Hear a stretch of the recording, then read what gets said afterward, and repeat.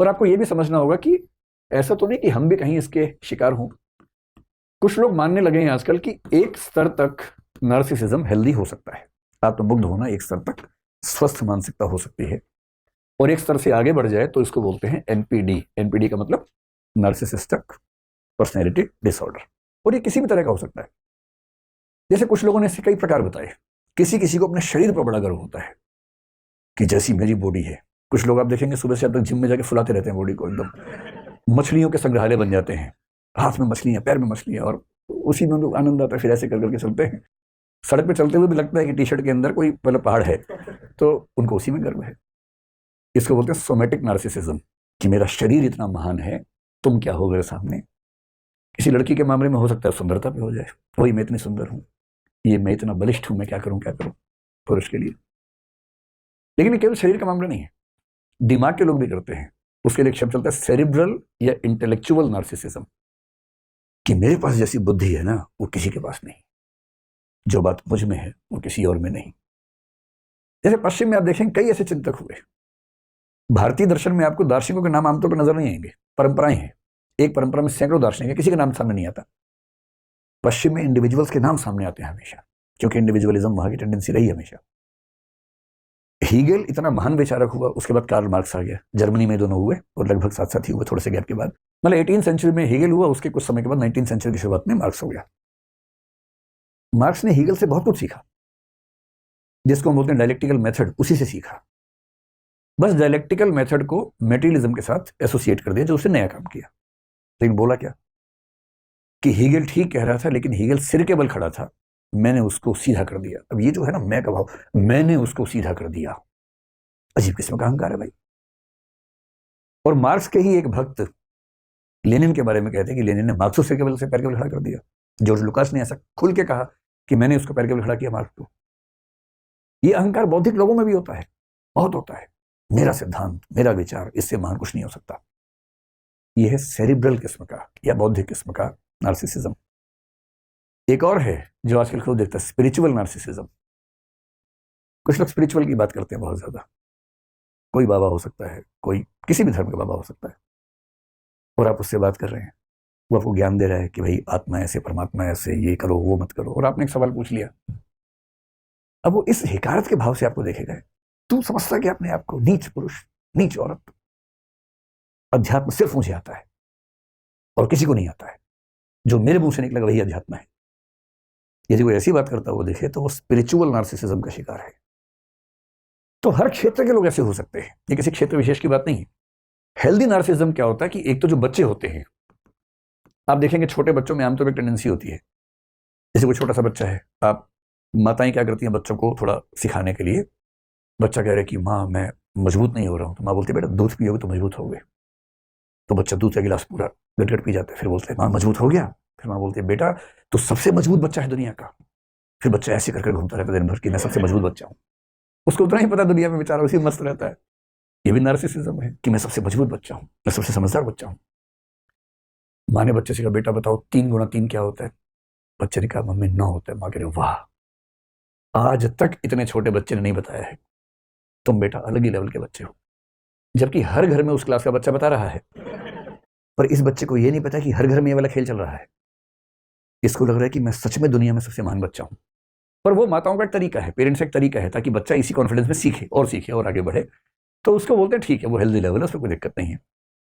अगर किसी का नार्सिसिज्म किसी बड़े सोशल गुड के साथ जुड़ा हो, सोशल गुड का मतलब बड़ी भावना के साथ जुड़ा हो, मुझे अपने देश का नाम रोशन करना है और मैं उसके लिए ऐसा करूंगा, मैं इतना पढ़ूंगा, मैं इतना कर दूंगा, देश का नाम रोशन करूंगा, तो हो सकता है कि नार्सिसिज्म हो, लेकिन आप देश के साथ जोड़ रहे हो, समाज के साथ जोड़ रहे हैं, तो फिर भी उसको मान लेते हैं कि हेल्दी हो सकता है।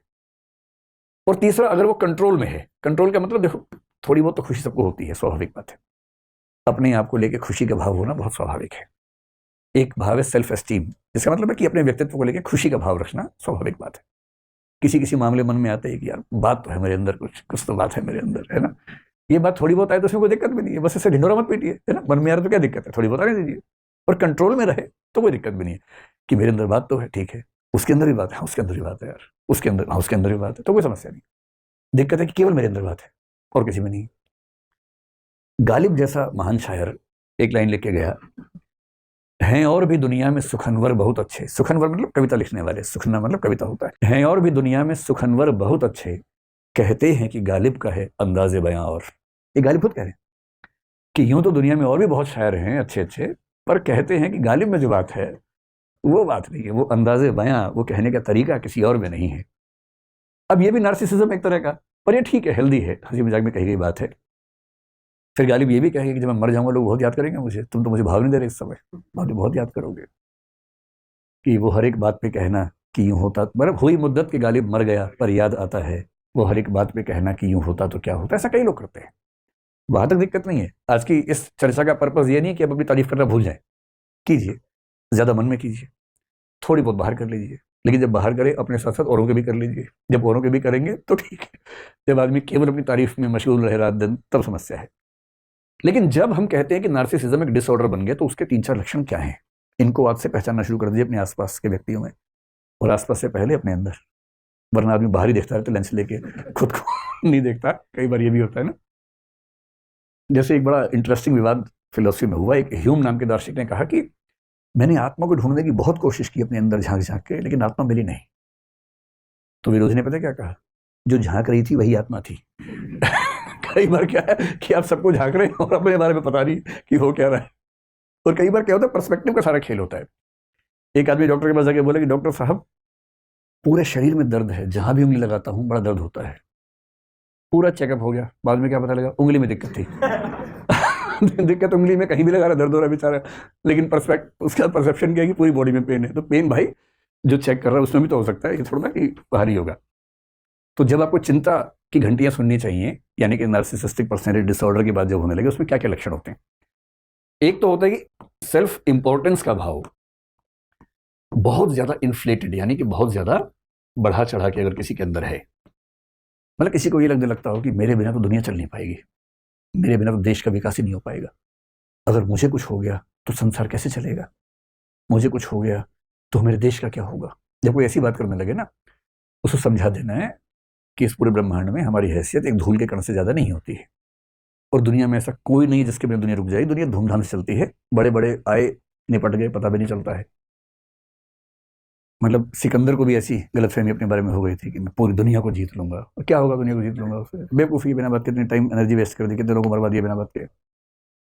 और उस पर एक गजल में क्या कहते हैं, याद रख सिकंदर के हौसले तो आली थे, आली मतलब बहुत ज्यादा बड़े थे, याद रख सिकंदर के हौसले तो आली थे, जब गया था दुनिया से दोनों हाथ खाली थे। अंत में वही होना है। ज्यादा नाटक करने की जरूरत नहीं है। इसलिए यदि किसी को ये लगने लगे कि मैं इतना महत्वपूर्ण हूं, इसी को गॉड कॉम्प्लेक्स कहते हैं, अपनिच भगवान है। जब ये भाव मन में आने लगे, अगर आपके आसपास किसी के अंदर भी ये भाव दिखने लगे आपको, तो अलार्म बजा लीजिए कि मामला ठीक नहीं चल रहा है। सेल्फ कॉन्फिडेंस अलग चीज होती है, और इंटरेस्टिंग बात है कि नार्सिसिस्टिक लोगों में आमतौर पर सेल्फ कॉन्फिडेंस कम होता है, और क्योंकि कॉन्फिडेंस कम है, वो डिफेंस मैकेनिज्म के तौर पर दिखाते ज्यादा है। इसका सामान्य एग्जाम्पल दुनिया में पता क्या है, जैसे आप सड़क पर किसी से बात करें, झगड़ा हो जाए मान लीजिए, और दूसरा व्यक्ति बोले जानते मैं कौन हूं, जानते मैं कौन हूं। इस समय डरने की बात नहीं है। अगर वो कुछ होता तो बोलता नहीं। कुछ लोग फोन निकालेंगे, मिला फोन, मिला फोन, मिला फोन, अमित शाह को लगा फोन, प्राइम मिनिस्टर को लगा फोन। इसका मतलब है कि इसका फोन नहीं उठने वाला, इसको नंबर भी नहीं पता, इसने उनके नाम से कोई भी नंबर सेव कर रखा होगा, दिखा देगा देखो नंबर है, अभी देखो, हेलो हाँ आ जाइए, आप आ जाइए, यहाँ आ जाइए। ये ढिंडोरची लोग किसी काम के नहीं होते हैं, इनसे डरने की जरूरत एकदम नहीं है। जिसके अंदर दम होता है ना, कहता नहीं है, वो करता है। तो जो ज्यादा ढिंडोरा पीटा है, इसका मतलब वो बेकार की बात ज्यादा कर रहा है। और जिसमें कॉन्फिडेंस होता है उसको दिखाने की जरूरत नहीं पड़ती है, ज्यादा दिखाने की जरूरत उसे जिसके अंदर कॉन्फिडेंस की कमी है। इसलिए वो दूसरों के नाम से ताकत निकालता है, संपर्कों के नाम से ताकत निकालता है। मैं इसको जानता हूं, मैं उसको जानता हूं, मैं कॉलेज से 50 लड़के बुला लूंगा तुझे मारने के लिए। अरे यार खुद ही लड़ लो, क्यों 50 किराए पे बुलाओगे लड़के मारने के लिए, आओ खुद ही लड़ लेते हैं। कॉन्फिडेंस होगा वो क्या बोलेगा, बुला लो, बुला बुला, मैं ही बैठा हूं, बुला, जाओ ना। तो कॉन्फिडेंस अलग चीज है, नार्सिसिज्म अलग चीज है। पहली बात ये, नार्सिसिस्ट व्यक्ति के साथ सबसे बड़ी समस्या क्या है कि उसके अंदर एम्पैथी आमतौर पर नहीं के बराबर होती है। एम्पैथी का मतलब हुआ, एम्पैथी का मतलब हुआ दूसरों की परेशानियां, दूसरों की समस्याएं, दूसरों की मनस्थितियां समझने की ताकत। आप देखेंगे कि जब बच्चे 10-15 साल के होते हैं तो पेरेंट्स को बहुत दुख आमतौर पर किस बात का होता है कि हमारे संघर्ष, हमारा दुख, हमारी पीड़ा ये बच्चे समझते नहीं। हम रात दिन खटते रहते हैं इनके लिए, और ये वैल्यू नहीं देते हम एकदम। इसका मतलब है एम्पैथी का न होना, दूसरों के दर्द को, दूसरों की पीड़ा को न समझ पाना। एक नार्सिसिस्ट व्यक्ति दूसरों के दुख दर्द को महसूस नहीं कर पाता है, और कभी कभी तो उससे आगे बढ़ के वो सैडिस्ट हो जाता है। सैडिज्म का मतलब है दूसरों को दुख दे के खुश होना। अगर आप दूसरों को परेशान करके खुश होते हैं तो आप सैडिस्ट हैं। और किसी के साथ भी हो सकता है।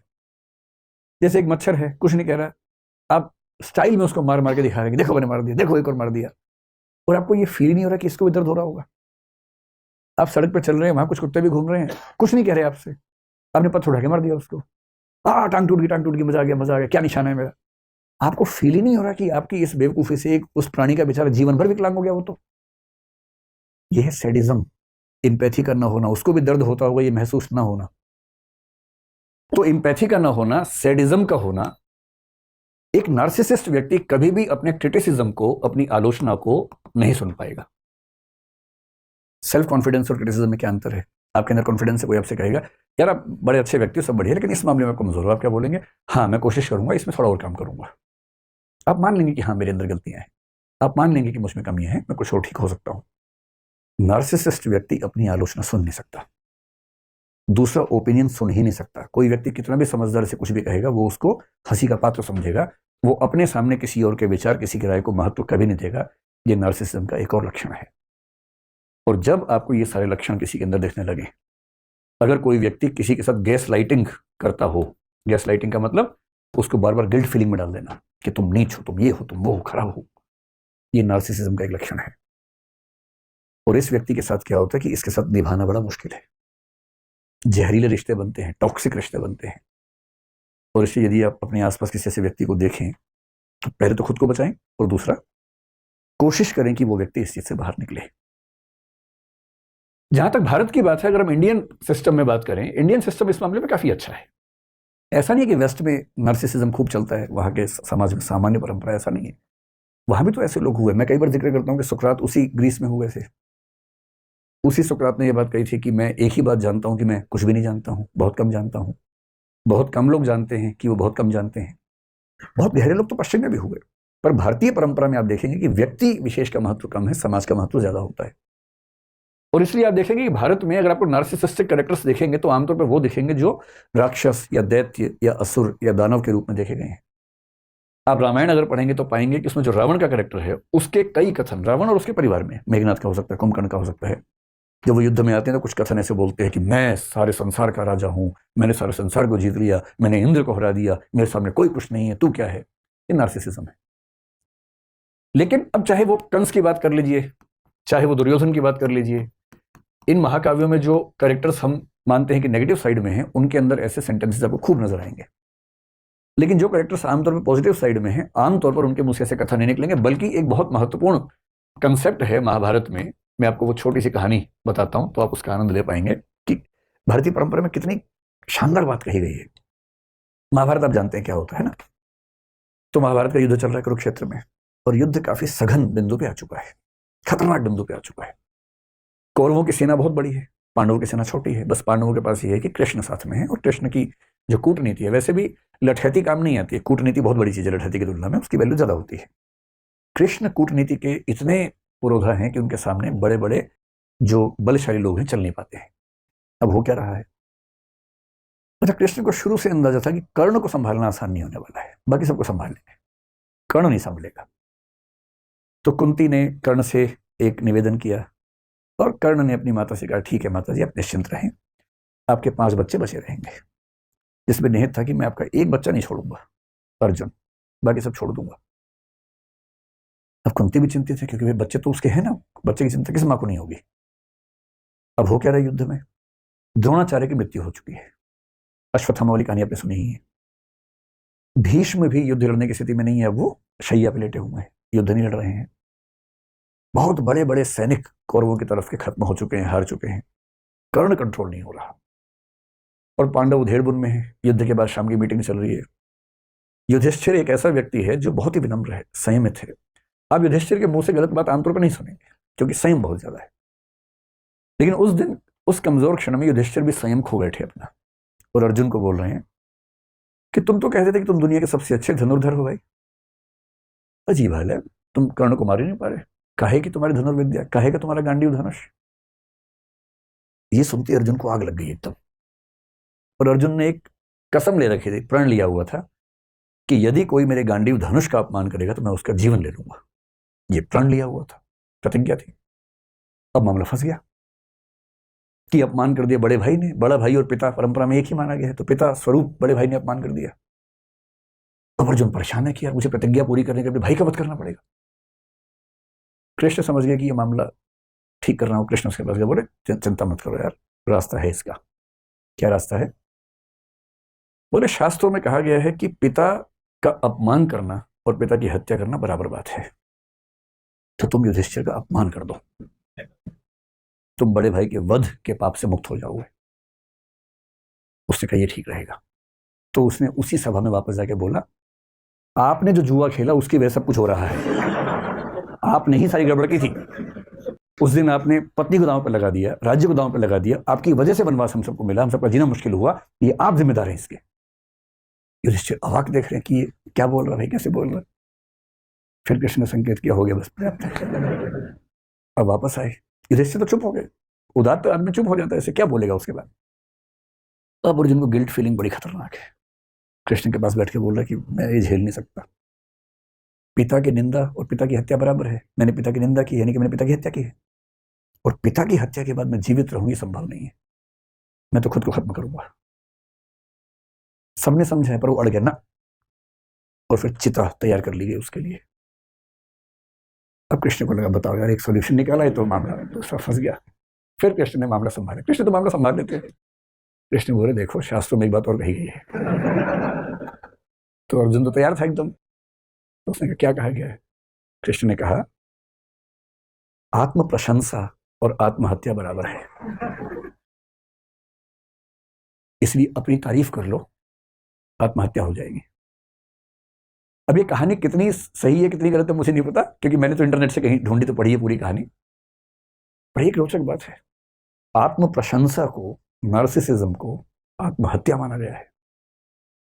और इसका मतलब है कि हमारी कल्चर ये सिखाती है कि कोई भी बच्चा अगर उछल कूद मचाए कि मैं तो ये हूं, मैं तो वो हूं, तो ना, तुम ये वो नहीं हो, एक बहुत बड़े संसार के छोटे से हिस्से हो, उतने ही हो, उतना ही अपने आप को समझो। और इसीलिए आपको इंडियन फिलॉसफी, इंडियन लिटरेचर की परंपरा में ऐसे एक से बढ़कर एक लोग दिखेंगे, बहुत योग्य थे पर बड़ा बोल नहीं बोलते थे। बड़े बड़ाई ना करें, बड़ा ना बोलें बोल, रही मन हीरा कब कहे, लाख टका मेरो मोल। जो बड़ा होता है बड़ाई नहीं करता है अपनी। रहीम कह रहे हीरा कब कहता है कि मेरा मोल लाख टका है? नहीं कहता, कहना भी नहीं चाहिए। क्यों कहना चाहिए? तो रहीम की ये लाइन नार्सिसिज्म के खिलाफ ही तो है। तुलसीदास जैसा आदमी जो इतना महान महाकाव्य, मतलब पूरी भारतीय परंपरा में सबसे महान महाकाव्य कौन सा मानता है? रामचरितमानस। भारत के दुनिया भर मानते हैं, क्योंकि उतनी प्रसिद्धि किसी को नहीं मिली। वो आदमी इतनी महान रचना लिखने के बाद भी क्या लिखता है? कवित विवेक एक नहीं मोरे, सत्य कहूं लिखी कागज कोरे। यानी कविता करने का विवेक रत्ती भर मेरे अंदर नहीं है, मैं तो जो सच समझता हूं कोरे कागज पर लिख देता हूं, बस इतना ही करता हूं। कवि न हो नहीं बचन प्रवीणु, सकल कला सब विद्याहीनु। ना कवि हूं ना भाषा की प्रवीणता मेरे अंदर है, सारी विद्याओं से हीन हूं, बहुत ही छोटा व्यक्ति हूं। ये वो व्यक्ति कह रहा है जिसने दुनिया का सबसे सफल महाकाव्य लिखा है, क्योंकि उसके संस्कार ये कहते हैं कि अपनी प्रशंसा करना बहुत बुरी बात है। कबीर दास ने पूरी दुनिया में आग लगा दी, इतना अच्छा साहित्य लिखा, इतना अच्छा साहित्य लिखा। और जब किसी ने पूछा कि आप इतनी अच्छी कविताएं कैसे लिखते हैं, तो क्या कह रहे हैं? तुम जिन जान्यो गीति हैं वह निज ब्रह्म विचार। तुम जिनको मेरी कविताएं बता रहे हो ना, कविता वविता कुछ नहीं है, मैं तो अपनी बात भगवान के बारे में लिखता हूँ, आप उसको बोलो कविता है। कविता कहाँ? ना मैं पढ़ा लिखा हूँ ना मैं कुछ जानता हूँ। मतलब कबीर कह रहे हैं कि मैं पढ़ा लिखा नहीं हूं, जबकि उनका साहित्य पढ़ के लोग पीएचडी कर करके खत्म हो गए हैं, पर वो कह रहे हैं कि मैं तो पढ़ा लिखा नहीं। बड़प्पन की पहचान होती है अपने बारे में कुछ ना कहना, और ये बात भारतीय परंपरा में एक नहीं, दो नहीं, हजारों बार कही गई है। और इसलिए जब हम आजकल की रिसर्च देखते हैं, पश्चिम में रिसर्च हाल में हुई, एक शब्द चल पड़ा है और वो है नार्सिसिस्टिक एंड, इसको क्या बोलेंगे, एपिडेमिक। अभी तो पेंडेमिक नहीं है, कि पश्चिम का समाज इस समय नार्सिसिस्टिक एपिडेमिक से गुजर रहा है। महामारी फैल गई। और महामारी फैलने के लक्षण क्या होते हैं, आप कभी गौर कीजिएगा। आप देखिए कोई व्यक्ति मैं शब्द का प्रयोग कितनी बार करता है और हम शब्द का प्रयोग कितनी बार करता है। अगर किसी की भाषा में मैं और मेरा बहुत ज्यादा है, हम और हमारा नहीं आ रहा है, इसका मतलब है कि मामला गड़बड़ है। क्योंकि ये समझना पड़ेगा कि आप जब परिवार में हैं, देश में हैं, तो कुछ भी होता है तो जिम्मेदारी हम सबके सामूहिक है, अच्छे मामलों में, बुरे मामलों में भी। एक अच्छा टीम लीडर जब भी सफलता होगी उसका श्रेय टीम को देगा। हमारी टीम ने ऐसा ऐसा किया, हमारी टीम शानदार है, कभी नहीं बोलेगा कि मैंने ऐसा किया।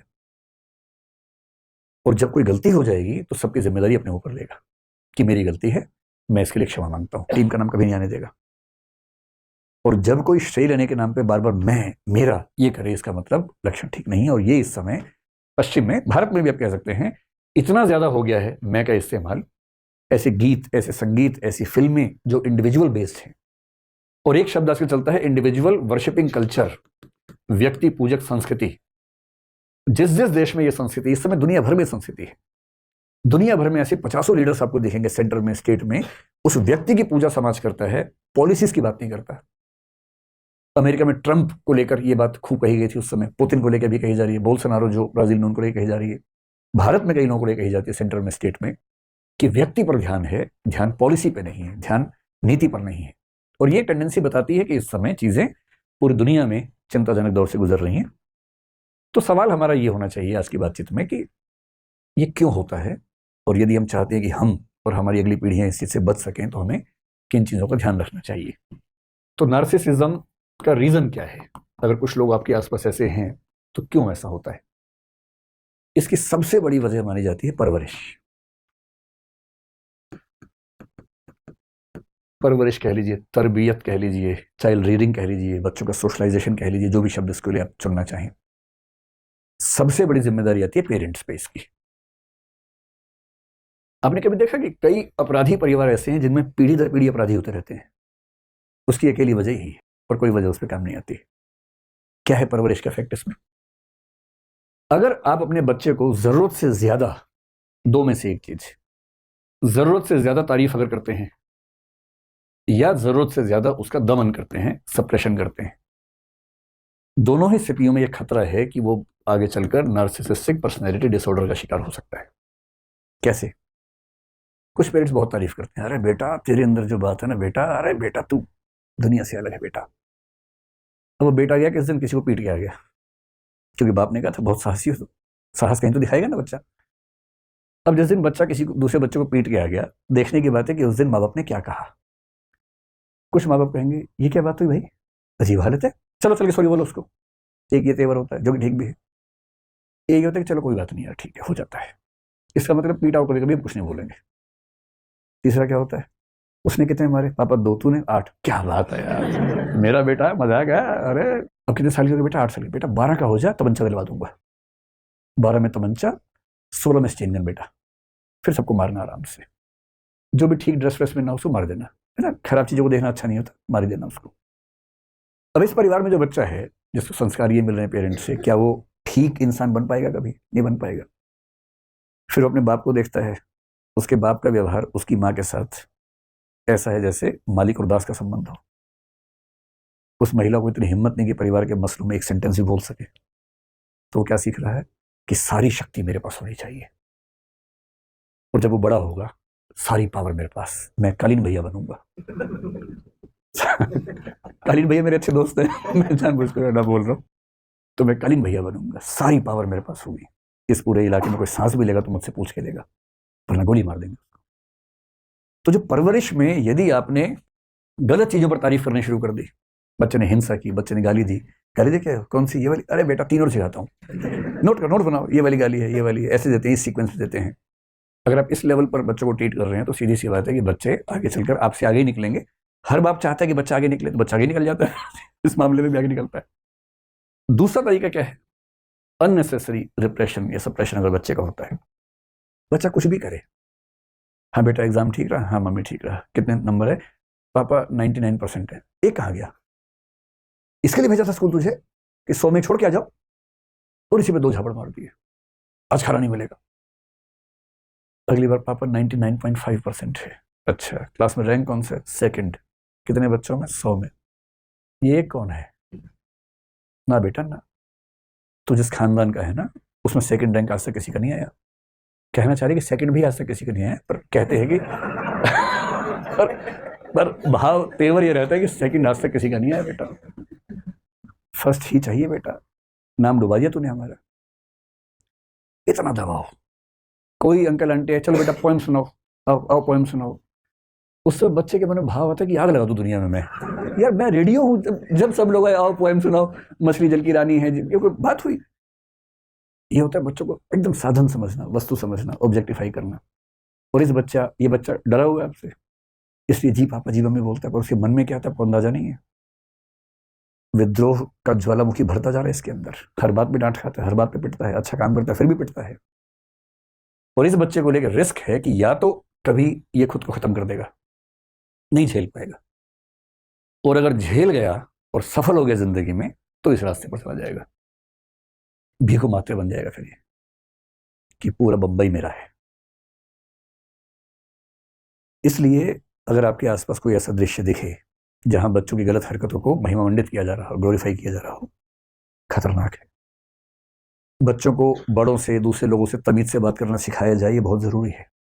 झुकना सिखाया जाए दूसरों के सामने, अपनी गलतियों पर शर्मिंदा होना सिखाया जाए, सॉरी बोलना सिखाया जाए, शेयर करना सिखाया जाए, और सबसे बड़ी बात फेलियर को आसानी से डाइजेस्ट करना सिखाया जाए। आप स्कूल में पहला रैंक ले आएंगे किसी तरह से, जब कॉलेज जाएंगे ना तो वहां 50 स्कूलों के टॉपर आए होते हैं एक साथ, उनमें से एक का फर्स्ट आएगा, 49 जाएंगे कॉम्प्लेक्स में। फिर जब आप कहीं और जाएंगे यूपीएससी वगैरह एग्जाम देंगे, वहां सारी यूनिवर्सिटी से टॉपर एक साथ बैठे हुए हैं, एक करेगा टॉप और बाकी सब कुंठाओं में चले जाएंगे। इसलिए बहुत जरूरी है विफलताओं को, पराजय को स्वीकार करने की क्षमता, रिजेक्शन झेलने की ताकत। ये नार्सिसिस्ट व्यक्ति रिजेक्शन झेल नहीं सकता। अगर उसने किसी को कहा कि मैं तुझे पसंद करता हूं, ये ऑप्शन नहीं दे रहा कि तुम मुझे पसंद नहीं भी कर सकती हो, मैं करता हूं यानी मैं करता हूं, दिस इज फाइनल, कल हमारी शादी है, पेरेंट्स को लेके आना है या अकेली आओगी, खुद आओगी या उठा के लाए तुमको, इतना ही ऑप्शन है, बाकी ऑप्शंस नहीं है वहां पर। क्योंकि उसको रिजेक्शन झेलने की आदत नहीं है, उसके अंदर इतना हौसला नहीं है कि रिजेक्शन झेल सके। और इसलिए कहते हैं कि परवरिश सबसे महत्वपूर्ण चीज है, और समाज में पेरेंट्स को ये बहुत ईमानदारी से समझना चाहिए कि अगर वो परवरिश में बड़ी बड़ी बातें सिखा रहे, बेटा आईआईटी करेगा, बेटा उसके बाद कंपनी खोलेगा, बेटा स्टार्टअप करेगा, बेटा ये करेगा, बेटा वो करेगा, उसमें हो सकता है बेटा सब कुछ करे, आपका ही कुछ कर दे बाद में, गड़बड़ है। और दूसरी बात है कि यदि किसी व्यक्ति को जीवन में सफलताएं मिल जाती है अनड्यू, ऐसी सफलता जो वो डिजर्व नहीं करता था और बाई चांस बार बार मिलती जाती है। आमतौर पर क्राइम की दुनिया में ऐसा होता है, क्रिमिनल्स हैं, सब में कंपटीशन है, एक बच्चा अचानक उठा, कॉन्फिडेंस से भर के एक दिन बहुत बड़े गैंगस्टर को सीधे चाकू मार के आ गया, क्योंकि 17-18 साल का, चिंता ही नहीं उसको पता ही नहीं कितना मुश्किल काम कर रहा है, और रातों रात भौकाल हो गया उसका पूरे इलाके में। और एक दिन में 17 साल का बच्चा अचानक, मतलब सब उसका इतना सम्मान, पुलिस के लोग सलाम ठोक रहे हैं अकेले में अंधेरे में आके, बड़े बड़े अपराधी कह रहे हैं आज से आप हमारे बॉस हैं, और समझ नहीं पा रहा क्या हो गया। ये सोशल मीडिया में भी होता है, आपने एक कुछ गाया वाया, कुछ पोस्ट लिखी, कुछ डांस किया, अचानक वो वायरल हो गया, कई लाखों करोड़ों लोगों ने आपका देखा वीडियो, लाइक किया और कहा वाह वाह वाह वाह वाह। ये इस व्यक्ति के खत्म होने की शुरुआत है। अब क्या होगा, ये इतना ऊपर चढ़ गया चने के झाड़ पे, इसका उतरना बड़ा मुश्किल है वापस। अब ये चाह रहा है कि मैं फिर से ऐसा डांस करूं, फिर से ऐसे लाइक्स हैं, फिर से आते नहीं है, वो एक ही बार आते हैं, बाई चांस आते हैं।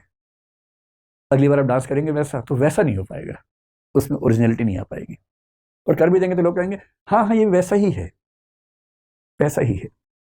और 1 करोड़ लाइक्स के बदले रह गए 10,000 लाइक्स।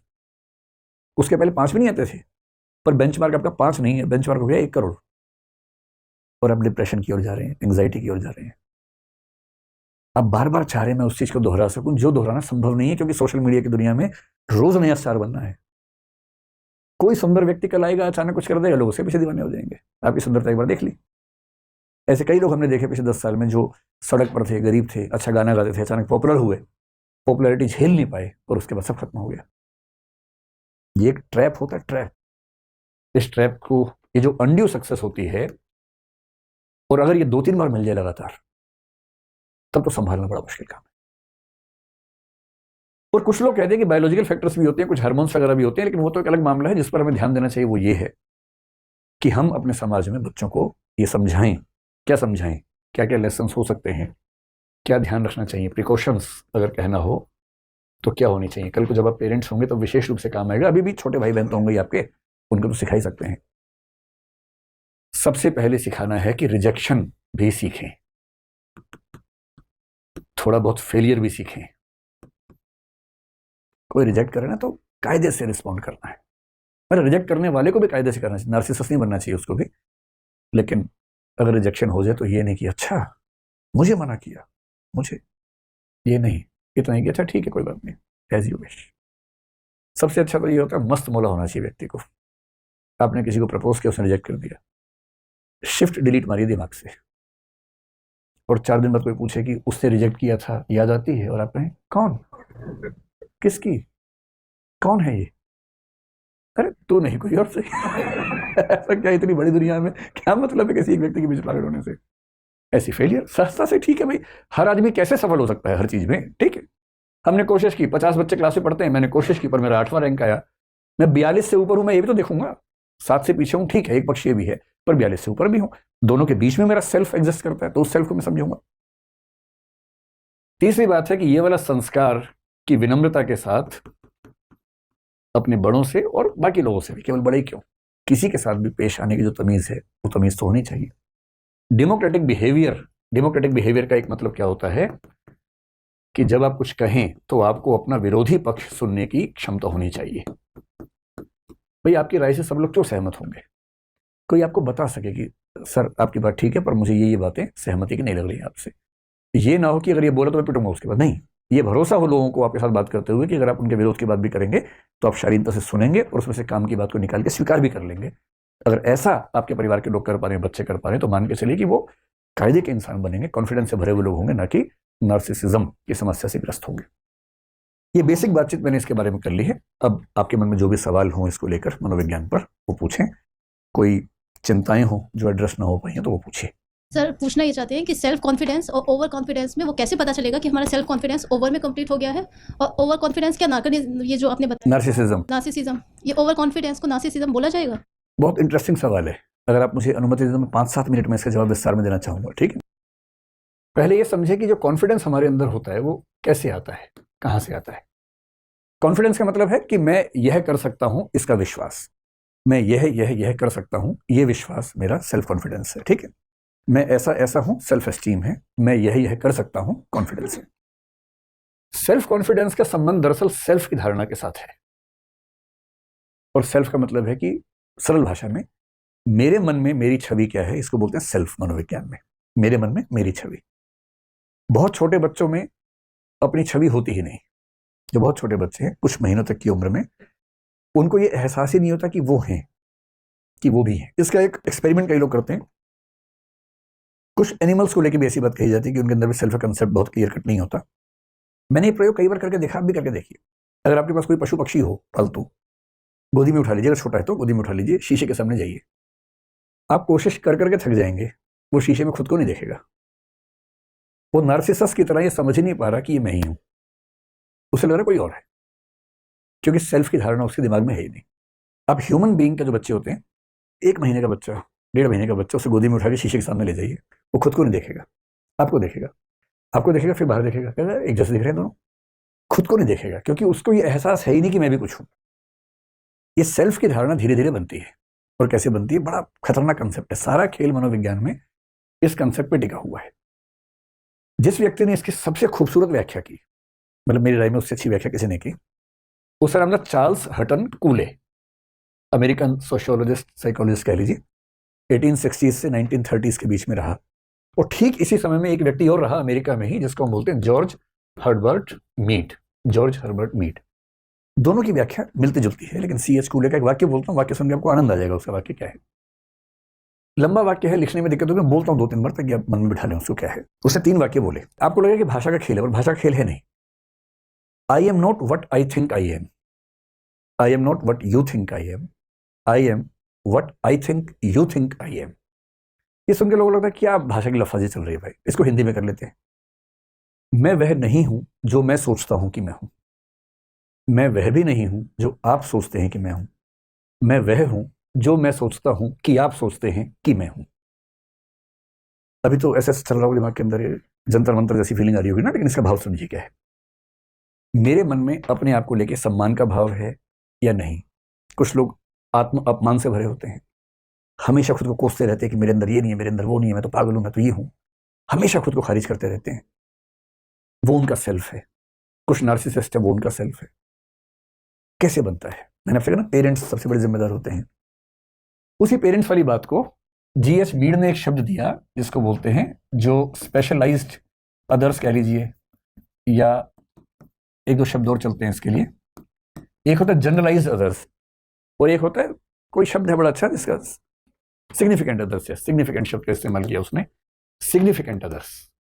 स्पेशलाइज सही शब्द नहीं है, सिग्निफिकेंट। इसका मतलब क्या हुआ? मैं जानता हूं कम से कम 1000 व्यक्तियों को, शायद 10,000 को जानता हूँ। किसी से ऐसी परिचय है, कोई मेरे पड़ोस में रहता है, सामने दिख गया कभी, मेरे बहुत सारे स्टूडेंट्स हैं, मैं चेहरे से उनको जानता हूं, पर मेरी जिंदगी पे उनका प्रभाव बहुत कम है। कुछ लोग मेरे जीवन में ऐसे हैं, आपके जीवन में भी ऐसे होंगे, जिनका आप पर प्रभाव बहुत ज्यादा होगा। उनको बोलते हैं सिग्निफिकेंट अदर्स, जीएस मीड की भाषा में। ये सिग्निफिकेंट अदर्स आपका सेल्फ का कंसेप्ट क्रिएट करते हैं। कैसे? आप अपना कंसेप्ट कैसे बनाते हैं, उन 3 लाइनों को समझेंगे। पहला, मैं वह नहीं हूं जो मैं सोचता हूं कि मैं हूं, यानी मेरा सेल्फ का कंसेप्ट मेरी चाहत से नहीं बनता। मैं अपने बारे में कुछ भी सोचता रहूं तो मेरा सेल्फ का कंसेप्ट वैसा बनेगा नहीं, वो नाटक बेशक करता रहूं मैं, बनेगा नहीं। आप मेरे बारे में क्या सोचते हो मुझे फर्क ही नहीं पड़ता इस बात से। फर्क पड़ता है, लेकिन जो कहना चाह रहे कूले, वो दरअसल इससे फर्क नहीं पड़ रहा कि आप क्या सोचते हैं, फर्क इससे से पड़ता है मुझे क्या लगता है कि आप मेरे बारे में क्या सोच रहे हैं। बड़े खतरनाक बात है। मैं आपको एक एग्जांपल से बात समझाता हूं। एक बार मुझे एक ध्यान है, होली की शाम को कवि सम्मेलन चल रहा था। जब मैं स्टूडेंट था तो हम ये सब हरकतें करते थे होली की शाम को, मैं भी उसमें रहता था। 20-30 दोस्त होते थे, लोग अपनी कविताएं पढ़ते थे, तालियां बजाते थे। अब उसमें एक लड़का था, बहुत ही रद्दी किस्म की कविता लिखता था। उसे बिल्कुल कविता लिखनी नहीं आती थी, आती हमें भी नहीं थी, पर हम कहते थे कि हमें नहीं आती तो हम नहीं गाते थे। उसको आती नहीं थी पर उसको लगता था कि आती है। ये सेल्फ का कंसेप्ट बिगड़ा हुआ था। अब उसने एक घटिया सी कविता सुनाई सबके सामने, बहुत ही घटिया सी कविता। अब इमेजिन कर लीजिए कुछ भी। अब उसने एक लाइन बोली, जैसे जैसे कुछ हम ज्यूम कर लें कि आज मैं होली खेल रहा था। ठीक है, सामान्य सी बात है, लेकिन लोग मजे लेने वाले बैठे थे। उन्होंने कहा वाह क्या बात कही है, वाह, अरे वाह वाह, फिर से बोलिए, फिर से बोलिए, फिर कहिए, वाह क्या, सुभान अल्लाह, सुभान अल्लाह, ये सब करने लग गए। अच्छा, बाकी सबको पता है कि मजाक चल रहा है, सब मुंह दबा के हंस भी रहे हैं। उस बेचारे को समझ नहीं आ रहा कि मजाक चल रहा है, और उसको लग रहा है कि इतनी घातक बात लिख दी मैंने, जबकि लिखा क्या है, आज मैं होली खेल रहा था। अच्छा, मजाक उड़ाने वाले भी ना सीरियस मुंह बना के मजाक उड़ा रहे हैं, सब समझ रहे हैं मजाक चल रहा है, एक वही नहीं समझ रहा। तो फिर उसने शर्माते हुए कहा, अच्छा आप कह रहे तो फिर से सुनाते हैं, आज मैं होली खेल रहा था, वाह वाह वाह, फिर क्या हुआ, फिर क्या हुआ। अब उसने ऐसे 3-4 लाइन सुनाई जिससे कोई वैल्यू नहीं थी कविता के रूप में, पर जब वो मन से उतरा, इतनी तालियां पीटी सब लोगों ने, इतनी तालियां, नहीं एक बार फिर सुनाइए, फिर सुनाइए, हम लिखेंगे, आप सुनाइए, हम लिखेंगे इसको, हम घर पे भेजेंगे, ये सब करने लग गए। वो बेचारा सुना रहा है, सब लोग नोट कोई नहीं कर रहा है, ऐसे पेन हिला रहे हैं, ऐसे काटे पीटे बना रहे हैं, सब दिखाने के लिए कि हम क्या कर रहे हैं। और अंत में उसे खूब तालियां बजा के कुछ पुरस्कार दे दिया, आपको प्रथम पुरस्कार आपको दिया जाता है। अब जब वो चला गया, सब ठहाके मार रहे, कैसा पागल आदमी है। और वो जिस भाव से गया है, वो सिकंदर समझ रहा खुद को कि मुझसे अच्छा कभी कोई नहीं है। अब तो निराला और कालिदास का स्थान, तुलसीदास का स्थान खतरे में है, कबीर का तो कोई पूछेगा भी, कबीर को तो मेरे बात तो वो इस भाव में है। खेल किस चीज का है? मुझे क्या लग रहा है कि आप मेरे बारे में क्या सोच रहे हैं, जबकि सब मजाक बना रहे हैं, पर इसको लग रहा है कि लोग उसे तारीफ कर रहे हैं। और इस लगने से उसका सेल्फ कॉन्फिडेंस इतना बढ़ गया कि इसको अब लगता है कि आज मैं ऊपर आसमान नीचे, ये उस भाव में आ गया है। ये है सेल्फ कंसेप्ट। और हमारा सेल्फ कॉन्फिडेंस कितना होगा, एग्जैक्टली उतना होगा जैसा हमारा सेल्फ कंसेप्ट बना है। और वो बनाने में बहुत बड़ी भूमिका हमारे आसपास के लोगों की। यदि कोई आपके घर में ऐसा है जो लगातार आपको धिक्कारता रहता है, इतना भी नहीं आता, तुम्हें ये भी नहीं आता, आप पानी लेके गए, गिलास गलती से गिर गया, साल में एक आध बार हम सबसे गिलास गिरता है, उनसे नहीं गिरता जो उठाते ही नहीं है। जो मालिक लोग हैं उठाते नहीं, उनसे क्यों गिरेगा भाई? वो हमेशा बोलते पानी लाओ, कोई लाके देगा पानी, वो उठा के पी लेंगे, टेबल पर रखे हुए, उनसे नहीं गिरता। जो रोज 50 बार पानी लेके जाएगा, कब लेके जाएगा, कभी तो गिरेगा उससे एक आध बार। एक बार कब गिर गया किसी से, और उसे क्या कहा लोगों ने, बेशरम, इतना भी नहीं आता, इतने बड़े हो गए, पेड़ जैसे हो गए, कब उठाना नहीं आता तुम्हें अब तक। जबकि रोज 50 बार को 365 से गुणा कर लीजिए, मतलब 3650, मतलब 18-20 हजार बार उसने गिलास रखा, तब एक बार गिरा है, और उस पर इतनी गाली दे दी। होना क्या चाहिए, 20,000 बार में एक बार गिरा, चलो गिरा तो हमें लगा भगवान तो नहीं हो भाई तुम, 8-10 बार तो गिरना ही चाहिए था, एक ही बार गिरा। ऐसे बाप और माँ मिल जाएंगे तो बच्चे में कॉन्फिडेंस रहेगा, और वैसे मिल जाएंगे तो जो थोड़ा बहुत कॉन्फिडेंस खत्म हो जाएगा। इसलिए आपके सिग्निफिकेंट अदर्स आपकी चीजों पर कैसे रिएक्ट करते हैं, कैसा एहसास दिलाते हैं, इस सबसे तय होता है आपका कॉन्फिडेंस। अब सेल्फ कॉन्फिडेंस में एक स्थिति होती है अंडर कॉन्फिडेंस की, एक होती है ओवर कॉन्फिडेंस की, और एक होती है रीजनेबल कॉन्फिडेंस की। इसका पैमाना क्या होता है? बड़ा सरल सा पैमाना है। खुद आसान नहीं होता, कम से कम एक आध व्यक्ति आपके आसपास ऐसा चाहिए जो आपका दोस्त भी हो और समझदार भी हो, जिससे आप कह सके देखो यार मुझे ऐसा लगता है कि मैं सेल्फ कंसेप्ट मेरा बिगड़ा हुआ है, डिस्टोर्टेड है। बहुत योग्य व्यक्ति अंडर कॉन्फिडेंट हो सकता है कि है बहुत योग्य, पर उसने सबकी नजरों में यही देखा कि वो कुछ भी नहीं जानता। मैं ऐसे कई बच्चों को देखता हूं, इतने योग्य हैं पर कॉन्फिडेंस रत्ती भर नहीं है उनके अंदर। और ऐसे भी हैं कि योग्यता उतनी नहीं है लेकिन कॉन्फिडेंस चरम पे रहता है, नार्सिसिज्म के आसपास रहता है। तो जिस व्यक्ति में कॉन्फिडेंस उसकी योग्यताओं से कम है या ज्यादा है, इसका मतलब उसका सेल्फ का कंसेप्ट डिस्टॉर्टेड है, बिगड़ा हुआ है, उसे सुधारना है। उसे सुधारने का सरल सा तरीका है, या तो किसी मनोवैज्ञानिक से मिलना चाहिए। और मनोवैज्ञानिक से मिलना ऐसी बुरी बात नहीं होती है। भारतीय समाज में लगता है कि पागल हो क्या, मनोवैज्ञानिक से मिलोगे, अरे पागल हो गया, पागल हो गया। ये ड्रामा नहीं करना है। जैसे तन बीमार होता है वैसे मन भी बीमार होता है। तन बीमार हुआ, खर्चे डॉक्टर के पास चले गए, मन बीमार हुआ उसको लेके घूम रहे हैं ऐसे। क्या मतलब है इस बात का? किसी बढ़िया मनोवैज्ञानिक से मिलना उतना ही जरूरी है जितना खांसी होने पर डॉक्टर से मिलते हैं, कोविड हुआ इंजेक्शन लगवाने गए, तो मन भी तो बीमार होता है। किसी ऐसे समझदार व्यक्ति से मिलकर उससे पूछना चाहिए। वो क्या करेगा, वो आपकी क्षमताओं को टेस्ट करेगा और फिर वो ये देखेगा, बहुत सारी स्टेटमेंट्स पे ऐसे टेस्ट लेके देखेगा कि आपका कॉन्फिडेंस कितना है और आपका कॉन्फिडेंस आपकी क्षमताओं से मैच करता है कि नहीं मैच करता है। अगर मनोवैज्ञानिक से न भी मिलने का मन हो, कोई समझदार व्यक्ति ऐसा कर सकता है। बस 2-4 दिन आपके साथ बातचीत करे ठीक से, और वो अंदाजा लगा पाएगा कि आपकी जो क्षमताएं हैं, आपका कॉन्फिडेंस उससे बहुत ज्यादा या बहुत कम तो नहीं, थोड़ा बहुत ऊपर नीचे तो स्वाभाविक बात है, बहुत ज्यादा या कम है तो गड़बड़ है। और तरीका वही है, आपकी क्षमताओं का टेस्ट लेना पड़ेगा। जैसे मुझे कई बच्चे बोलते हैं हमें तो कुछ नहीं आता। मैं अपने घर में देखता हूँ एग्जाम से पहले बच्चे बोलने लगते हैं कुछ नहीं आता, कल एग्जाम है, कुछ नहीं आता, सब भूल गए, फेल हो जाएंगे, और हमेशा पास हो जाते हैं। तो मैं उनसे बोलता हूँ तुम यार टेंशन ना लो, फेल होगे तो मेरी जिम्मेदारी, तुम जाओ ना मस्त होके, जो दिमाग में है बस लिख के आ जाना, टेंशन मत लेना। क्योंकि बेंचमार्क क्या है, एग्जाम से एक रात पहले आपके पाठ्यक्रम में 100 क्वेश्चन हैं और 100 में से आपको मान लीजिए 80 याद है, 20 याद नहीं हो पा रहे, आपका दिमाग उन 20 पे ही लगा हुआ है, ये भी याद नहीं, ये भी याद नहीं, ये भी याद नहीं, 80 पे ध्यान ही नहीं आपका। और पेपर में क्या होना है, 10 क्वेश्चन आएंगे, उनमें से 8 करने हैं और आपको 80 पहले ही आते हैं जिस पर आप ध्यान नहीं दे रहे हैं। इसलिए अक्सर क्या होता है कि तैयारी मतलब एग्जाम से एक दिन पहले बच्चों का ये बोलना कि कुछ नहीं आता और एग्जाम के बाद बड़ा अच्छा हुआ, ये बहुत स्वाभाविक है क्योंकि बेंचमार्क्स दोनों के अलग अलग हैं और इसी तनाव में हमेशा रहते हैं। इसलिए क्षमताओं का टेस्ट करना बहुत जरूरी है। जैसे मेरे पास कोई बच्चा बोलता है कि मुझे लिखना बिल्कुल नहीं आता, मैं ये बात मानता ही नहीं जब तक वो लिख के ना दिखाए। जब वो लिख के देखता है तब मैं उसको बोलता हूँ कि भाई तुम्हारा परसेप्शन बहुत गलत है, आपकी भाषा और आपकी लेखन क्षमता लगभग 80% बच्चों से बेहतर है। और जब कोई एक्सपर्ट आपको ये बात बोलेगा तो वो क्या कर रहा है, वो सिग्निफिकेंट अदर बोल के बन के आपका सेल्फ का कंसेप्ट चेंज कर रहा है और वही उसकी भूमिका होनी चाहिए। ठीक है।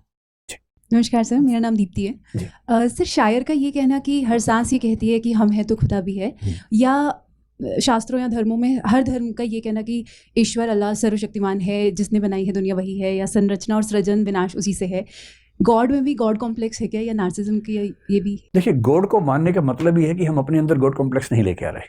जैसे हमने मान लिया कि ये दुनिया किसी और ने बनाई है तो हम फ्री हो गए, ये हमने तो नहीं बनाई। भगवान कुछ भी कर सकता है, यानी मैं कुछ भी नहीं कर सकता। तो गॉड को मान लेने से इस बात की संभावना बढ़ती है कि नार्सिसिज्म हमें ना हो। ठीक है। इसलिए आप देखेंगे आमतौर पर जो लोग धर्म को बहुत गहराई से मानते हैं उनमें नार्सिसिज्म की टेंडेंसी आमतौर पर कम रहती है। नार्सिसिज्म वहां ज्यादा होगा जहां इंडिविजुअलिज्म ज्यादा होता है और रिलीजियस फेथ कम होता है। शायर वाली बात ठीक है, लेकिन शायर भी ये नहीं कह रहा कि उस पर नार्सिसिज्म है, वो कह रहा है कि हर सांस इस बात की गवाह है कि खुदा है। इसका मतलब मैं अगली सांस ले पा रहा हूं, इसका मतलब खुदा ने, ईश्वर ने मुझे अगली सांस बख्शी है। ये कहने में भी निहित है कि मेरी ताकत इस संसार में कुछ भी नहीं है, सारी ताकत ईश्वर की है। तो ईश्वर सर्वशक्तिमान, देखिए पहली बात तो सर्वशक्तिमान ईश्वर हर कोई नहीं मानता है। सर्वशक्तिमान ईश्वर कुछ धर्म मानते हैं, यहूदी मानते हैं, ईसाई मानते हैं, मुसलमान मानते हैं। बाकी धर्मों में ईश्वर अगर है भी तो सर्वशक्तिमान हर जगह नहीं होता है। जैसे भारतीय परंपरा में न्याय दर्शन में, वैशेषिक में ईश्वर है, योग में भी ईश्वर है, सर्वशक्तिमान नहीं। हाँ, वेदांत में सर्वशक्तिमान ईश्वर आता है। तो सर्वशक्तिमान ईश्वर हर जगह नहीं होता है, कुछ धर्मों में। लेकिन जैसे आप ईश्वर को सर्वशक्तिमान मानते हैं या अत्यंत शक्तिवान मानते हैं, उस अनुपात में हमारी शक्ति कम हो जाती है और हमारी शक्ति का कम होना नार्सिसिज्म के न पनपने की संभावना बढ़ाता है। तो ठीक है, अगर आप मानते हैं तो मानना ठीक है, अच्छी बात है। सर, इसी की कंटिन्यूएशन में अगर वो जो श्लोक है यदा यदा ही धर्मस्य ग्लानिर्भवति भारत, तो अगर अधर्म पे धर्म की जीत के लिए कृष्ण कहते हैं कि मैं अवतार लूंगा, या कोई भी अगर ऐसा कहता है, तो उस पे भी तो वो अपने आप को एक सर्वोच्च उसमें रख रहे हैं क्या? हाँ, लेकिन पर है ये ध्यान रखना है कि जब गीता में कृष्ण कह रहे हैं कि मैं अवतार लूंगा, तो कृष्ण वहां एक ह्यूमन बीइंग के रूप में नहीं कह रहे हैं, एक अवतार के रूप में कह रहे हैं। वो विष्णु ईश्वर विष्णु के प्रतिनिधि के रूप में कह रहे हैं।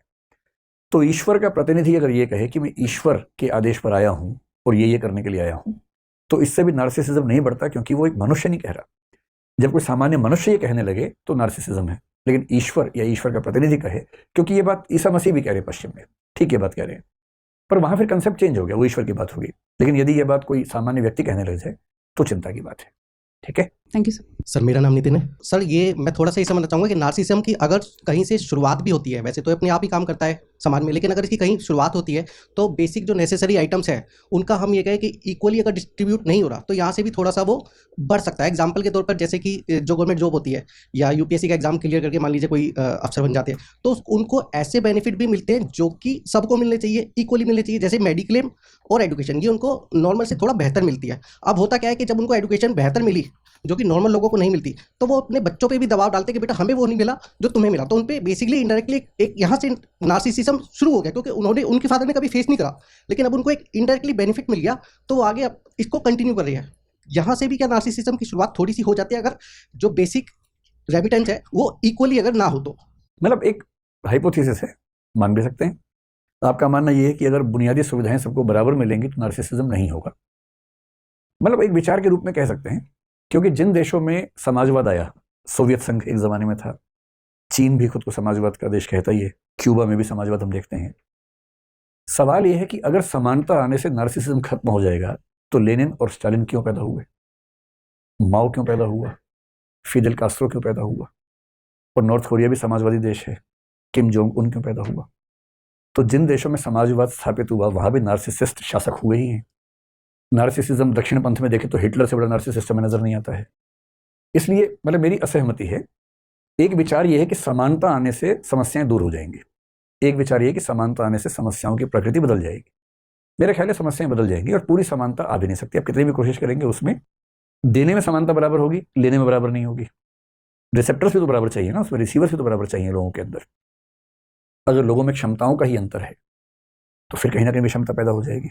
और इसलिए वो एक आदर्श स्थिति कि सब पूरी तरह समान हो जाएं, ये काल्पनिक बात ज्यादा है। कार्ल मार्क्स का हसीन सपना ज्यादा है, लेकिन दुनिया का सच इसके नजदीक है नहीं। मार्क्सवाद में, समाजवाद में सबसे बड़ी कमी है कि उसने मनोविज्ञान के पक्ष को बहुत गौण समझा, जबकि मनोविज्ञान गौण है नहीं, बहुत महत्वपूर्ण है। और मनोविज्ञान का एक पक्ष ये भी है कि हर व्यक्ति से अंतर होते हैं, अंतराल होते हैं, गैप्स होते हैं। आप उन्हें खारिज करके पूरी दुनिया पर एक व्याख्या लाद देंगे और चाहेंगे कि वैसा हो जाए तो आसान नहीं है। इसलिए होते हैं, गैप्स होते हैं। आप उन्हें खारिज करके पूरी दुनिया पर एक व्याख्या लाद देंगे और चाहेंगे कि वैसा हो जाए तो आसान नहीं है। इसलिए यह ठीक है कि एक समतामूलक समाज में नार्सिसिज्म की संभावना कम होगी, यहां तक बात समझ में आती है। लेकिन यह मान लेना कि एक समतामूलक समाज में नार्सिसिस्ट कोई होगा ही नहीं, मेरे ख्याल से ऐसा नहीं है। वहां भी होंगे, क्योंकि मनोवैज्ञानिक अंतर तो बने ही रहेंगे ना उसके बाद भी, भौतिक ना भी रहे तो। सर मेरा नाम रोहित गुप्ता है, मैं दिल्ली से ही हूँ। मेरा प्रश्न ये है सर, सोशल मीडिया का इम्पैक्ट बच्चों में तो है, हम में तो है, बट जो हमारे बड़े हैं उनमें भी अब बहुत ज़्यादा हो गया है। तो जैसे हमारे घर में स्मार्ट टीवी है, तो जब से वाईफाई लगा है और वो यूट्यूब उस पर आया है, तो मेरी मम्मी बहुत ज़्यादा इमोशनल है, बहुत माएँ होती हैं।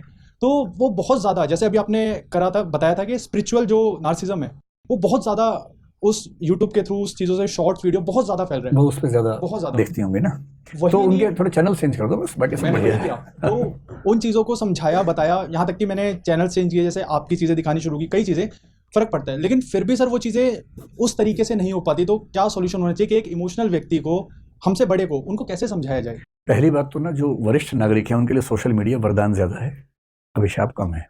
मैं तो सबके लिए ऐसा मानता हूँ, लेकिन मैं ये कहता हूँ कि उसकी लिमिट्स होनी चाहिए। देखो, जो बड़ी उम्र के लोग हैं, आपकी मम्मी हैं, पापा हैं, अगर रिटायर्ड हैं, तो उनके सामने सबसे बड़ा संकट है पूरा दिन कैसे गुजारें। बुजुर्ग व्यक्ति के जीवन में क्या संकट है? एक आर्थिक संकट होता है, जिसका समाधान कई लोग कर लेते हैं, पेंशन है या उन्होंने पहले से व्यवस्था कर ली है या बच्चे कर रहे हैं। एक सामाजिक संकट होता है कि वो, उनके पास एक सर्कल नहीं है। किसी किसी घर में, जॉइंट फैमिली में ये दुख भी नहीं होता है, बड़े शहरों में तो ये बड़ा दुख है कि समाज ही नहीं है।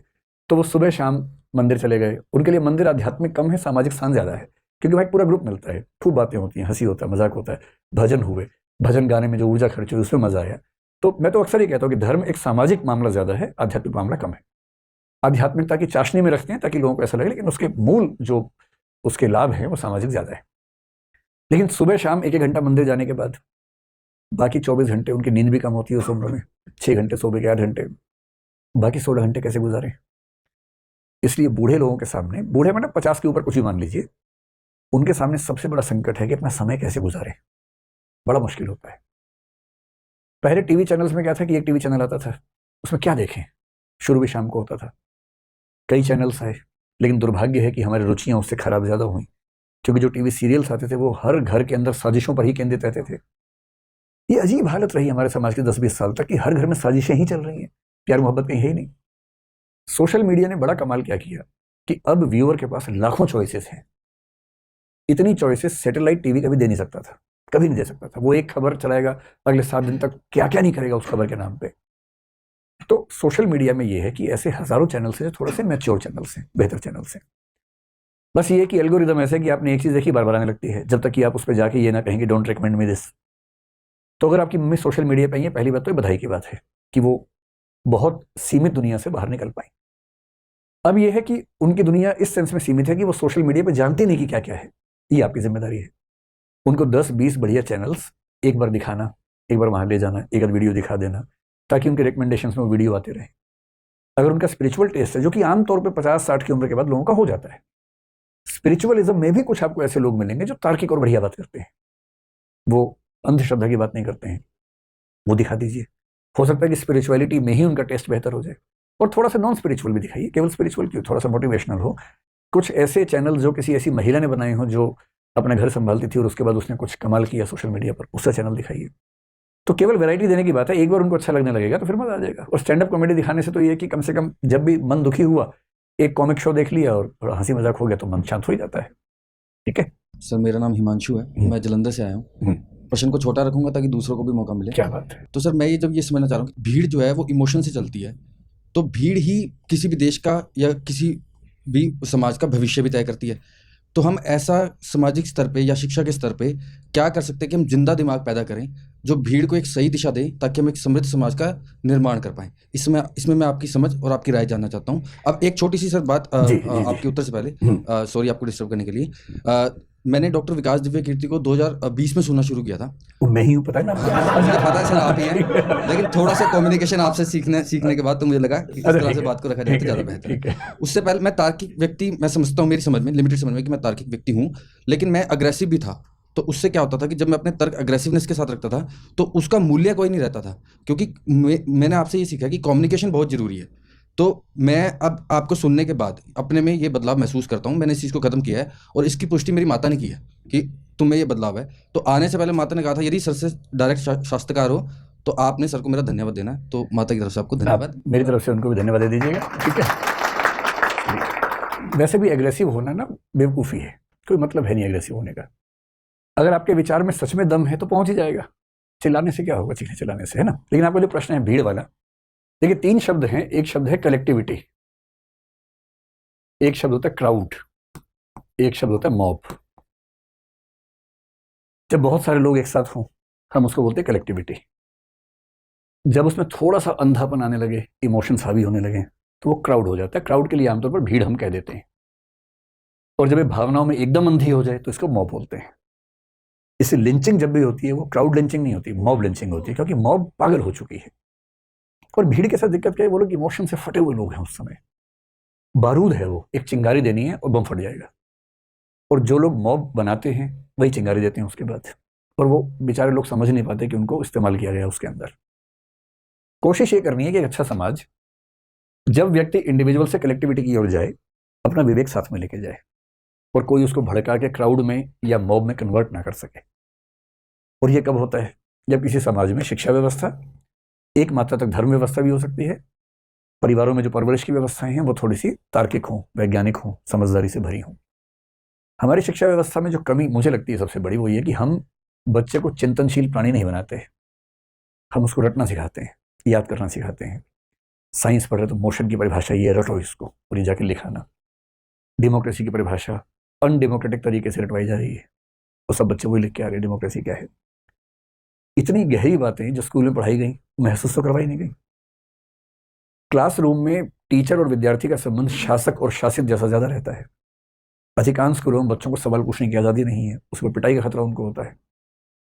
जब तक बच्चे सवाल नहीं पूछेंगे, जब तक बच्चों को पढ़ाई में रुझान, मजा नहीं आने लगेगा, और जब तक पढ़ाई दिमाग से उतरकर दिल तक नहीं पहुंचेगी, जब तक साइंटिफिक टेम्परामेंट नहीं बनेगा। हमारे कॉन्स्टिट्यूशन में मूल दायित्वों में, फंडामेंटल ड्यूटीज में लिखा हुआ है साइंटिफिक टेम्पर डेवलप करना है। और साइंस पढ़ के भी साइंटिफिक टेम्पर डेवलप हो जरूरी नहीं है। बहुत सारे वैज्ञानिक लेबोरेटरी के अंदर साइंटिस्ट होते हैं, बाहर निकलते हैं अंधविश्वासी व्यक्ति हो जाते हैं। साइंटिफिक टेम्पर तब है जब साइंस की वैल्यूज आपके रोजमर्रा के जीवन में हो, कोई आपको अंधविश्वासी बना ही ना सके।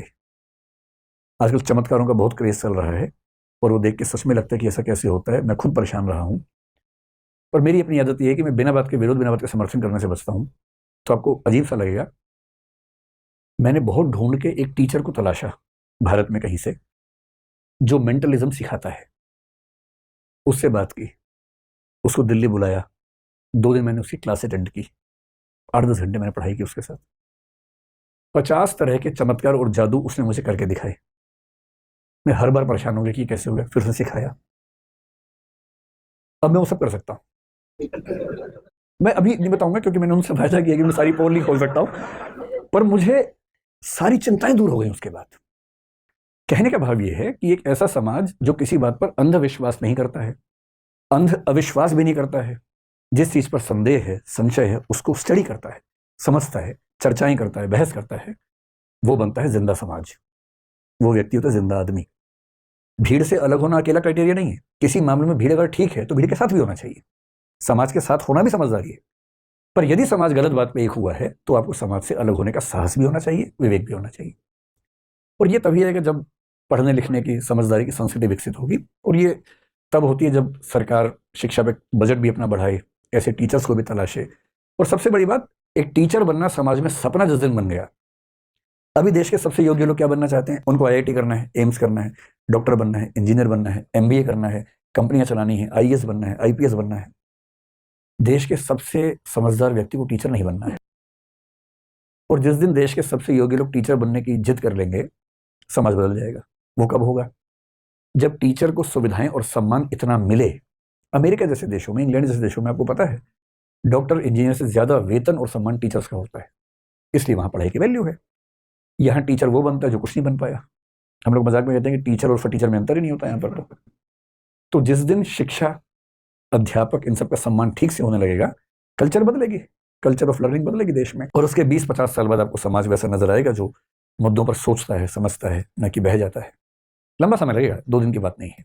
ठीक है। नमस्ते सर। सर सवाल ये था कि कूली और मीड की बातें पढ़ने सुनने के बाद दिमाग ये खराब हो जाता है कि मैं वो नहीं हूँ जो मैं सोच रहा हूँ, मैं वो भी नहीं हूँ जो आप सोच रहे हैं, तो मैं तो वो हूँ जो आप सोच रहे हैं जो मैं हूँ। नहीं, जो आप सोच रहे हैं कि मैं सोच रहे हैं कि मैं सोच रहा हूँ। तो सर इसमें सवाल ये उठता है कि मैं हूँ कौन? तो आइडिया ये है कि क्या नार्सिसिज्म एक तरह से इस चीज का, ये जो अब हम साइकोलॉजी से थोड़ा सा दर्शन की तरफ चले गए हैं, क्या नार्सिसिज्म इस चीज के लिए थोड़ा सा महत्वपूर्ण साबित हो सकता है कि इंसान किसी भी चीज को लेके अपनी एक आइडेंटिटी, अपनी एक अस्मिता खुद क्रिएट करे, खुद अपने आप अंदर में उत्पन्न करे? जैसे रियलिटी के भी अलग अलग वर्जन हमारे सामने बताए जाते हैं कि मेरी रियलिटी जो है, जो मैं समझ रहा हूँ, आप मुझे कितना जानते हैं, वो मेरा वर्जन है। तो मेरा असली वर्जन कहाँ है? तो नार्सिसिज्म क्या इसकी कोई की है? मतलब इसमें जो आपके प्रश्न है ना, पहला और तीसरा दोनों एक ही है कि दरअसल मैं हूं कौन, है ना। मेरे वर्जन्स एक मेरे मन में है, किसी और के मन में है। दरअसल सही वर्जन कौन सा है? इसमें समस्या दरअसल ये है कि आप मान के चल रहे हैं कि एक ऑब्जेक्टिव वर्जन होना ही चाहिए। मूल समस्या यही है ही नहीं। आप एक निश्चित व्यक्ति के रूप में डिफाइन किए जा सकने वाली वस्तु नहीं है।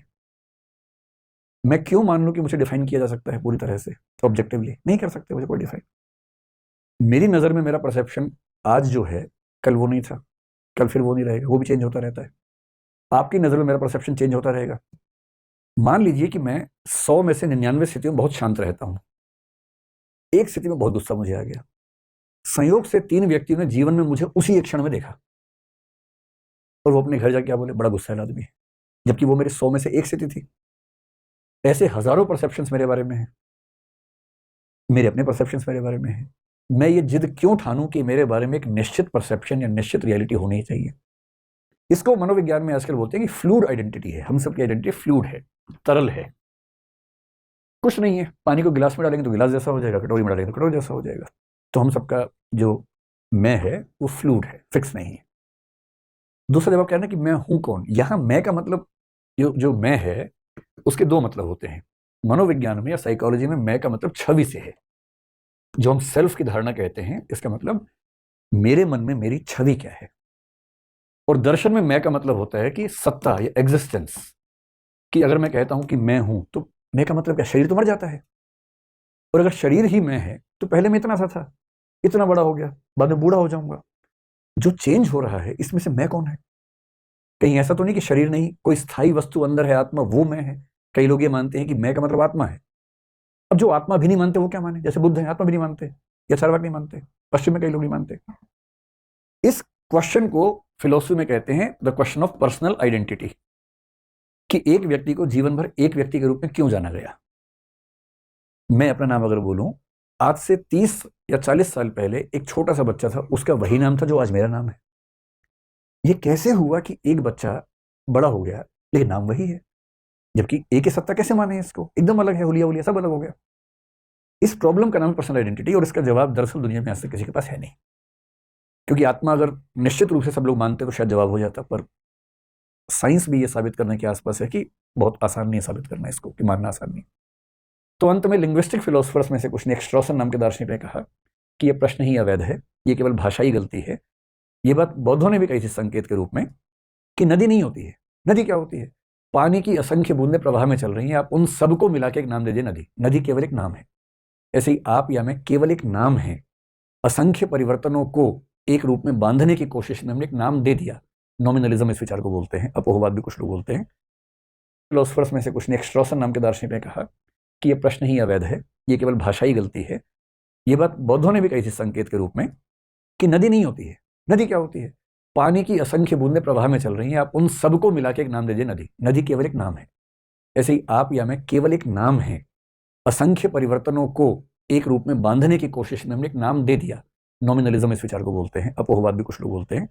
सिर्फ इतनी कोशिश है। इसलिए जब आप कह रहे हैं ना कि मैं कौन है, अगर मैं का सवाल साइकोलॉजी में है तो सेल्फ की छवि का सवाल है। और वो मैंने कहा फ्लूइड है, हजारों छवियां बनती रहेंगी, एक एवरेज उसका निकल जाता है समाज के दिमाग में, वो एवरेज रहता है।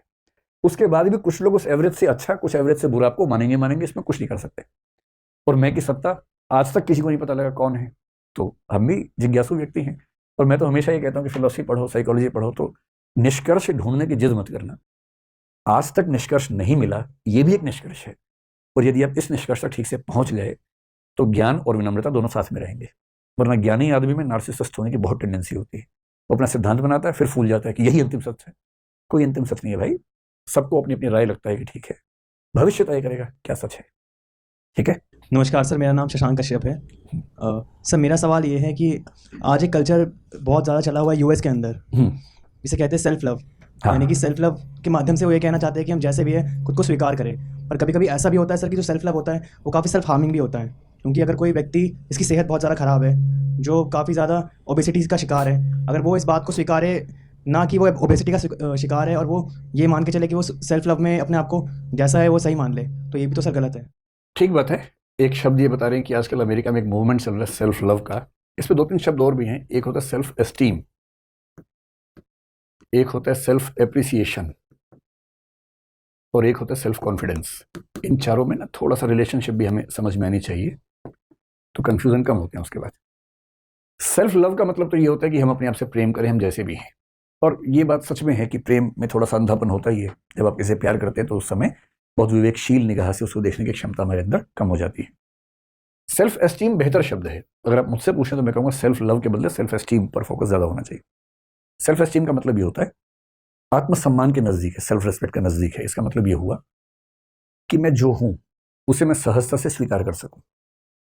मुझे अपनी अच्छाइयों का भी पता हो, और ये भी पता हो कि मेरी अच्छाइयाँ बाकियों की तुलना में कितनी हैं। कुछ लोग मुझसे ज़्यादा अच्छे इस मामले में हैं, कुछ इस मामले में मुझसे कमज़ोर हैं। और मुझे अपना सही स्टेटस पता हो, अपनी कमज़ोरियाँ भी पता हो, अपनी कमज़ोरियों को दूर करने का प्रयास भी मैं कर रहा हूँ, और मैं अपने उस प्रयास को लेके भी अपने प्रति गौरव का भाव महसूस कर सकूँ।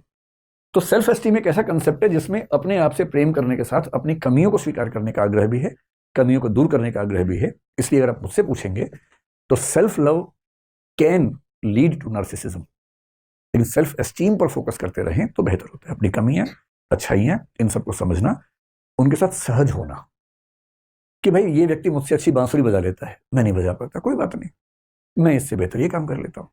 हर व्यक्ति हर काम नहीं कर सकता। तो अपनी अच्छाइयों और कमियों के टोटलिटी के साथ सहज होना और उसे बेहतर करने की कोशिश करते रहना, सेल्फ इंप्रूवमेंट करते रहना, वो ज़्यादा अच्छा तरीका है। तो मैं आपसे सहमत हूँ कि सेल्फ लव में घातक स्थितियाँ हो सकती हैं। लेकिन बॉडी शेमिंग आजकल एक नया शब्द चल पड़ा है पश्चिम में, कि अगर कोई व्यक्ति मोटा है, मान लीजिए छोटा है, मतलब उसके शरीर में कुछ भी ऐसा है जो सामान्य दिखने वाले व्यक्तियों से अलग है, तो उसे उसके लिए शर्मिंदा करना अच्छी बात नहीं है। लेकिन यदि मेरे शरीर में कोई व्याधि है, बीमारी है, जिसको मैं ठीक कर सकता हूँ, और यदि मुझे उसके लिए भी कोई नहीं टोक रहा है, तो चिंता की बात है। अगर कोई बच्चा मोटा है, अगर कोई बच्चा मेहनत कम करता है और पेरेंट्स थोड़ा बहुत टोक रहे हैं, तो ये बॉडी शेमिंग का मामला नहीं है, ये उसको प्रेरित करने का मामला है। उतना तो होना चाहिए। लेकिन यदि मान लीजिए कोई व्यक्ति बहुत मोटा है इसलिए कि उसके हार्मोन्स का बैलेंस बिगड़ा हुआ है, उसके हाथ में नहीं है, तब वो फिर आलोचना का विषय नहीं होना चाहिए, उसकी निजता का सम्मान पूरा होना चाहिए उस समय। और हम लोग इस मामले में थोड़ा अभी कमज़ोर समाज कई बार बनते हैं। हमारे यहाँ जो दिव्यांग लोग हैं उनका मजाक बनाया जाता है। अगर कोई व्यक्ति नहीं देख पा रहा है और आप उसको गलत भाषा से बुला रहे हैं, कोई व्यक्ति एक पैर उसका ठीक नहीं है, उसको आप गलत शब्द से बुला रहे हैं, तो एक तो पहले ही बेचारा पीड़ित है, ऊपर से आपकी भाषा उसको लहूलुहान करती है। ये बॉडी शेमिंग के गंदे उदाहरण हैं जो हमारे समाज में भी ठीक ठाक दिखते हैं। ठीक है सर, मेरा नाम क्षितिज है। सर, मेरे 2 सवाल है। एक तो है कि आजकल सोशल मीडिया स्पेसिफिकली, मैं स्पेसिफिक बोलता हूँ, सेल्फी कितना इस नार्सिसिस्ट टेंडेंसी को बढ़ाता है। और दूसरा, पश्चिम की सभ्यता में मैंने एक 5-6 महीने पहले एक बुक पढ़ी थी जोनाथन हाइट की, the codling of American mind. वहाँ पे उन्होंने बोला है कि आजकल उनके एजुकेशनल इंस्टीट्यूशंस है ना, वो भी इस टेंडेंसी को बढ़ाती है। वहाँ पे सेफ स्पेस, ट्रिगर वार्निंग होती है। तो भारतीय एजुकेशन सिस्टम कितनी इम्यून है, कितना ये कर सकती है और कितना ये स्टार्ट हो गया है? आपका पहला सवाल है कि सेल्फी कल्चर इस चीज़ के लिए कितनी जिम्मेदार है। मतलब तकनीक जब आगे आती है तो उसके फायदे नुकसान दोनों होते ही हैं, हर तकनीक के साथ ही होता है। अब जैसे आर्टिफिशियल इंटेलिजेंस आ रही है तो उस पर भी खूब बातें चल रही हैं कि फ़ायदा क्या होगा, नुकसान क्या होगा ना, ऐसे इस पर भी है। जिस दिन कैमरा फ़ोन के अंदर आ गया, फ़ोन के अंदर वॉशिंग मशीन छोड़ के सब कुछ आ ही गया, वो सब तो बाकी तो सब फ़ोन ही कर लेता है, कैलकुलेटर से लेके गाना सुनना, हर चीज़ तो फ़ोन पे आ गई, आजकल कैमरा भी आ गया। तो पहले कैमरा बनाने वाली कंपनियां खूब प्रॉफिटेबल थी, जिस दिन कैमरा फ़ोन के अंदर घुसा उनका अस्तित्व खत्म हो गया। लंबे समय तक कैमरा फ़ोन के पीछे की तरफ था, उससे आप दूसरों की फ़ोटो खींच सकते थे, अपनी नहीं आती थी। फिर कैमरा सामने भी आ गया। उस दिन से कंसेप्ट आया कि हम अपनी फ़ोटो भी खींच सकते हैं, जो पहले के इतिहास में कभी नहीं था अपनी फ़ोटो खींचने का कंसेप्ट। उसका नाम पड़ेगा सेल्फी। तो कुछ लोगों को फ़ोटो खींचने का बहुत शौक है तो खींचते हैं अपनी फ़ोटो, इसमें अपने आप में दिक्कत यहाँ तक तो नहीं है। लेकिन सच ये है कि आजकल सेल्फी एक मनोरोग के स्तर तक पहुँच चुकी है। मैंने तो आज तक सेल्फी नहीं खींची, मुझे पता नहीं कैसे खींचते हैं, लेकिन मैं अपने आसपास देखता हूँ, बच्चों को भी देखता हूँ, मनोरोग की स्थिति तक मामला चला गया है। मतलब कई बार मैं देखता हूँ कोई वजह नहीं है, ऐसे कहीं खड़े होकर मुंह बना के टेढ़ा मेढ़ा फोटो खींच रहे हैं, शायद कहीं पोस्ट करते हो किसी को प्रभावित करने के लिए, लेकिन चिंता वाली बात तो है। और उससे ज़्यादा घातक पता क्या है, जैसे मेरा मिलना आजकल कई ऐसे लोगों से होता है जो अच्छे सफल लोग समाज के हैं। मुझे लगता है एक आध जगह मैंने शायद कोई फोटो खिंचवाई होगी अपने शौक से, क्योंकि मेरे घर के कुछ मेंबर्स ने कहा कि फोटो खिंचवा के ना वरना मानेंगे नहीं, तो मैंने खिंचवा ली एक आध फोटो। मतलब मेरी टेंडेंसी फोटो खिंचवाने की नहीं होती, मेरे अंदर से इच्छा ही नहीं होती, अरुचि होती है फोटो खिंचवाने में। पर मैं आजकल एक खास चीज़ देख रहा हूँ कि जैसे ही आप किसी सेलिब्रिटी को देखें आप खटाक से फोटो खिंचवाने लगते हैं, और वो एक प्रमाण पत्र की तरह, केवल प्रमाण पत्र नहीं, वो एक विजिटिंग कार्ड की तरह यूज़ करते हैं हर जगह, ये दिखाने के देखो मैं इनको भी जानता हूँ, मैं इनको भी जानता हूँ, मैं इनको भी जानता हूँ। और जब भी आप किसी सफल व्यक्ति के साथ फोटो खिंचवा रहे हैं, दरअसल आप ये घोषणा कर रहे हैं कि आप बहुत ही छोटे व्यक्ति हैं। क्यों ज़रूरत है आपको उस फोटो की? क्यों प्रमाण की ज़रूरत हमें है? क्यों इस बात का मन करता है कि मैं इनके साथ रहा हूँ, मिला हूँ? इसकी ज़रूरत क्यों पड़ती है? सेल्फी व्यक्ति को छोटा बनाती है, जो मेरी समझ है।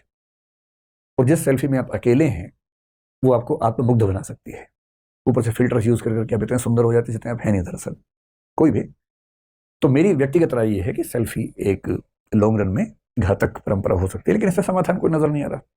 आप फ़ोन बनाने वाली कंपनियों से ये कहेंगे कि फ्रंट कैमरा ना दो, ये अब शायद हो नहीं पाएगा, अब तो बहुत सामान्य चीज़ हो गई है, आदत का हिस्सा बन गई है। तो इसी उम्मीद पे चल रहा हूँ मैं तो कि शायद 2, 4, 10, 20 साल में वो यूफोरिया कम होगा और लोग थोड़े सहज हो जाएंगे। दूसरी बात जो आपने कहा कि अमेरिका के एजुकेशनल इंस्टीट्यूशंस में आजकल इस चीज़ को काफ़ी बढ़ाया जा रहा है, ये बात ठीक है। निजता को बढ़ाना ज़रूरी है, निजता का अधिकार, पर्सनल स्पेस, पर्सनल चॉइसेस, इनको बढ़ाना ज़रूरी है। इनको बढ़ाते हुए भी ये एहसास करवाना कि दुनिया आपकी मुट्ठी में नहीं है, आप भगवान नहीं हैं, आप एक साधारण से इंसान हैं, ये होना ज़रूरी है। भारतीय समाज के सामने समस्या उतनी बड़ी नहीं है जितनी पश्चिम के सामने है, क्योंकि भारत में कलेक्टिविज्म का महत्व आज भी थोड़ा ज़्यादा है। इंडिविजुअलिज्म का महत्व कम है। लेकिन बेंगलोर में, नोएडा की तरफ, गुड़गांव की तरफ जो साइबर सिटीज़ हैं, वहाँ ये समस्या बढ़ती हुई दिखेगी, क्योंकि वो लोग उस सामान्य भारतीय ढांचे से बाहर इंडिविजुअल कल्चर का हिस्सा बनते हैं। तो वहाँ ये समस्या आपको निकट भविष्य में ज़्यादा दिखेगी। इसलिए मैंने कुछ दिन पहले वीडियो में कहा था कि गुड़गांव में सबसे ज़्यादा युवा काम करते हैं, सबसे सफल लोग हैं, और वहीं स्टैंड अप कॉमेडी एक व्यवसाय है, क्योंकि हंसने के लिए भी आपको कोई किराए का व्यक्ति चाहिए जो हंसाएगा, क्योंकि आपकी ज़िंदगी में उतनी हंसी है ही नहीं। तो ये तो आएगा वहाँ पर भी। ठीक है।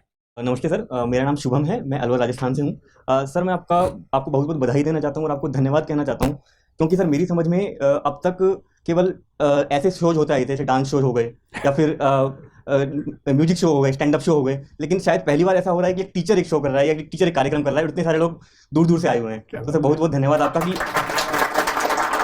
कि आपने सर समाज के हम जैसे कुछ जिज्ञासु लोगों के लिए एक ऐसा मंच तैयार किया जहाँ पर हम अपनी जिज्ञासाएं शांत कर सकें। सर बहुत बहुत धन्यवाद आपका। शुक्रिया। और सर आपने एक बात बोली थी कि यूएसए में जैसा ऐसा हो रहा है कि टीचर्स का काफ़ी सम्मान है, टीचर की सैलरी भी इंजीनियर्स डॉक्टर से ज़्यादा है। सर मुझे लग रहा है कि भारत में भी ये समय काफ़ी जल्दी आने वाला है आप जैसे टीचर्स की वजह से। आज है तो बढ़िया, और यदि मैं उसमें कुछ भूमिका निभा सकूं तो और अच्छी बात है। बढ़िया, सर बहुत जल्दी आने वाला है। Thank you, thank you, thank you. चलिए इसके साथ ही समाप्त करते हैं आज का सेशन। बहुत बहुत धन्यवाद आप लोगों का।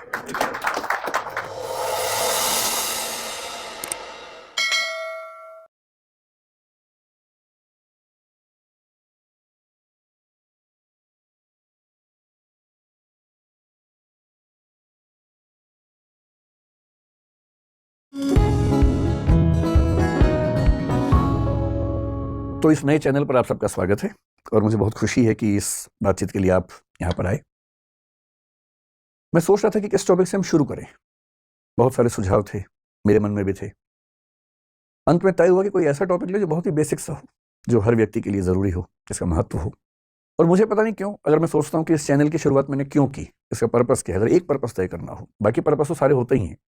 प्रसिद्धि की चाह भी एक पर्पस हो सकता है, इसका सबके मन में होता है, तो मेरे मन में भी होगा ही। लेकिन अगर मैं सोचूं कि इसका दरअसल एक ईमानदार पर्पस क्या है इस चैनल का, तो मुझे लगता है कि मैं अपने कंट्रीब्यूशन के तौर पर यह चाहता हूं कि हमारा समाज सोचने विचारने की प्रक्रिया में बेहतर समाज बने।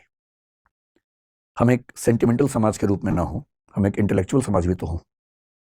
सामाजिक चर्चाओं में, विमर्शों में थोड़ी गहराई हो, चिंतन बेहतर हो। हम अफवाहों से क्यों बहें। इसलिए सोचा कि पहला टॉपिक क्यों ना यही रखें कि सोचा कैसे जाए, फैसले कैसे किए जाए। मैं क्लास में एक कहानी अक्सर सुनाता हूँ पंचतंत्र की, थोड़ा बदल के सुनाता हूँ। पंचतंत्र आप जानते हैं, विष्णु शर्मा का एक कहानी संकलन है प्राचीन काल का। उसमें कई ऐसी कहानियां हैं जो हमें नॉर्मल लाइफ के बारे में, सामान्य जीवन के बारे में एक लेसन देती हैं, सीख देती हैं। उसमें एक कहानी का नाम था, अगर मुझे ध्यान है, मैं स्कूल में पढ़ता था, उसका नाम था पंडित की बकरी।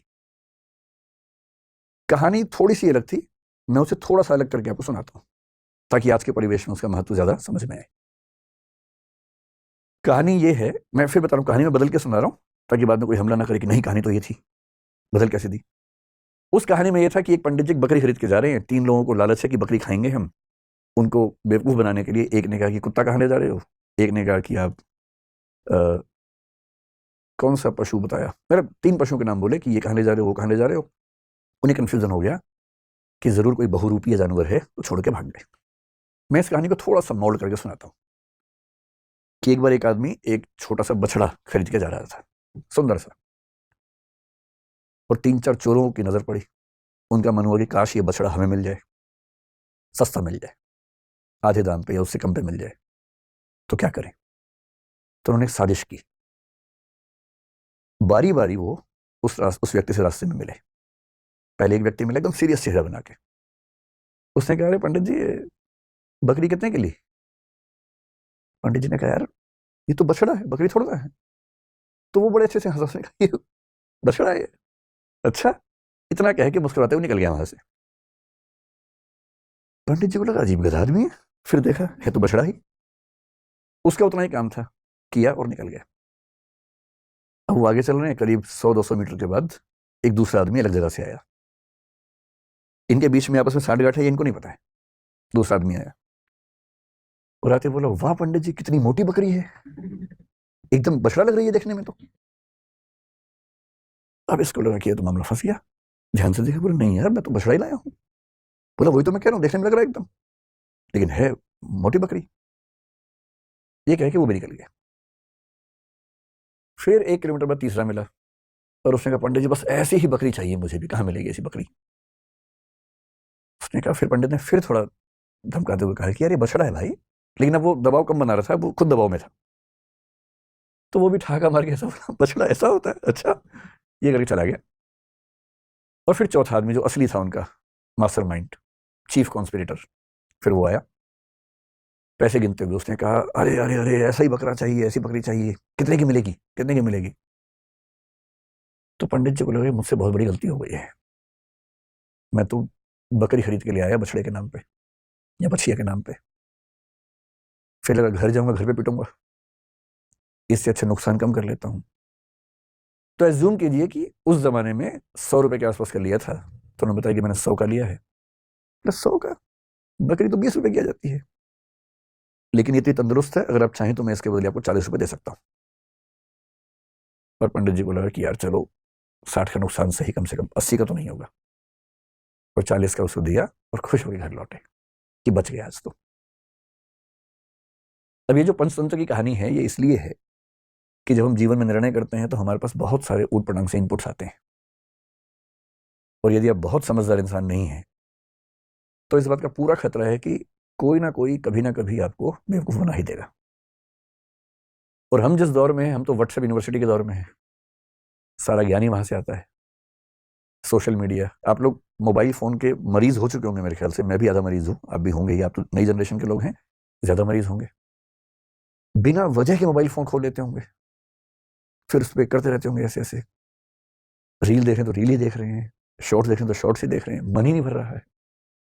फोन देखते देखते थक गए और फोन रखा, और 1 मिनट के बाद फिर फोन उठा लिया कि थक गए हैं, क्योंकि डोपामाइन रिलीज होता है आजकल फोन देखने से। ये एडिक्शन है, खतरनाक एडिक्शन है। और हर वीडियो में कुछ ना कुछ मैसेज कन्वे हो रहा है। इंफॉर्मेशन इतनी ज्यादा कभी नहीं आई हमारे आसपास जितनी आजकल आ रही है, और वो भी ऑडियो विजुअल फॉर्मेट में आ रही है। अखबारों के दौर में लिखित सूचना आती थी, केवल साक्षर लोग पढ़ते थे, बाकी पढ़ते नहीं थे।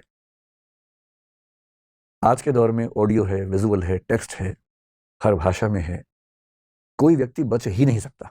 और अगर किसी समूह के पास ताकत हो, उसके पास 10,000 ऐसे बेरोजगार हों जिनको काम दिया जाए कि दिन में 500-500 मैसेज भेजने, हर मैसेज के बदले 2 रुपए मिलेंगे, तो कोई समूह पूरे समाज को अपने तरीके से सोचने के लिए मजबूर कर सकता है। महाभारत का सोच के देखिए, महाभारत का युद्ध है, एक तरफ पांडव हैं, एक तरफ कौरव हैं। पांडवों के साथ में कृष्ण है। नैतिकता के लिए जरूरी है कि पांडव जीतें, और कृष्ण इस पूरी योजना के साथ वहां पर हैं। पर पांडव जीत नहीं पा रहे, जिसके कई कारणों में से एक ये है कि कौरवों की सेना में द्रोणाचार्य भी हैं, उनका पुत्र अश्वत्थामा भी है। द्रोणाचार्य गुरु तो पांडवों के भी हैं, कौरवों के भी हैं, पर वो राजधर्म का पालन कर रहे हैं, क्योंकि वो जिस राज्य के साथ हैं उसके साथ खड़े हैं। पांडवों की सेना उनको हरा नहीं पा रही है, और अंत में कृष्ण को समझ में आता है कि पांडवों को जितवाने के लिए कुछ कूटनीति का सहारा लेना होगा। कृष्ण कूटनीति के शिखर हैं। वो युधिष्ठिर से एक बात कहते हैं, पर युधिष्ठिर तैयार नहीं है एक गलत बात कहने के लिए, और अंत में कृष्ण अपनी पूरी कूटनीतिक ताकत का इस्तेमाल करके सिचुएशंस बनाते हैं। एक हाथी अश्वत्थामा नाम का, उसकी हत्या होती है। बात फैलाई जाती है कि अश्वत्थामा मारा गया। अश्वत्थामा द्रोणाचार्य के पुत्र का नाम भी है, और द्रोणाचार्य अचानक हताश होने लगते हैं। उन्हें फिर भी लगता है कि एक बार मैं खबर को ऑथेंटिकेट कर लूं, प्रामाणिक है या नहीं चेक तो कर लूं। तो वो अपने समय के सबसे प्रामाणिक व्यक्ति युधिष्ठिर से पूछते हैं। युधिष्ठिर धर्मराज हैं, झूठ नहीं बोलते हैं। पूरी पांडवों की सेना ने, टीम ने जब उनसे कहा, वो तब भी तैयार नहीं हुआ कि मैं झूठ नहीं बोलूंगा। लेकिन अब झूठ नहीं है, अश्वत्थामा की हत्या हुई है, हाथी की हुई है, तो क्या हुआ, हुई तो है ही, और तब भी वो चाह रहे हैं कि मैं पूरी बात बोलूं। द्रोणाचार्य ने पूछा, क्या अश्वत्थामा मारा गया? युधिष्ठिर कह रहे हैं, अश्वत्थामा हतो नरोवा कुंजरोवा। अश्वत्थामा मारा गया, आदमी था या हाथी था। लेकिन जैसे ही नरोवा कुंजरोवा कह रहे हैं, ठीक उसी क्षण में बहुत तेज शंख बजता है कृष्ण का, और उस शंख की आवाज में द्रोणाचार्य सुन नहीं पाते पूरी बात।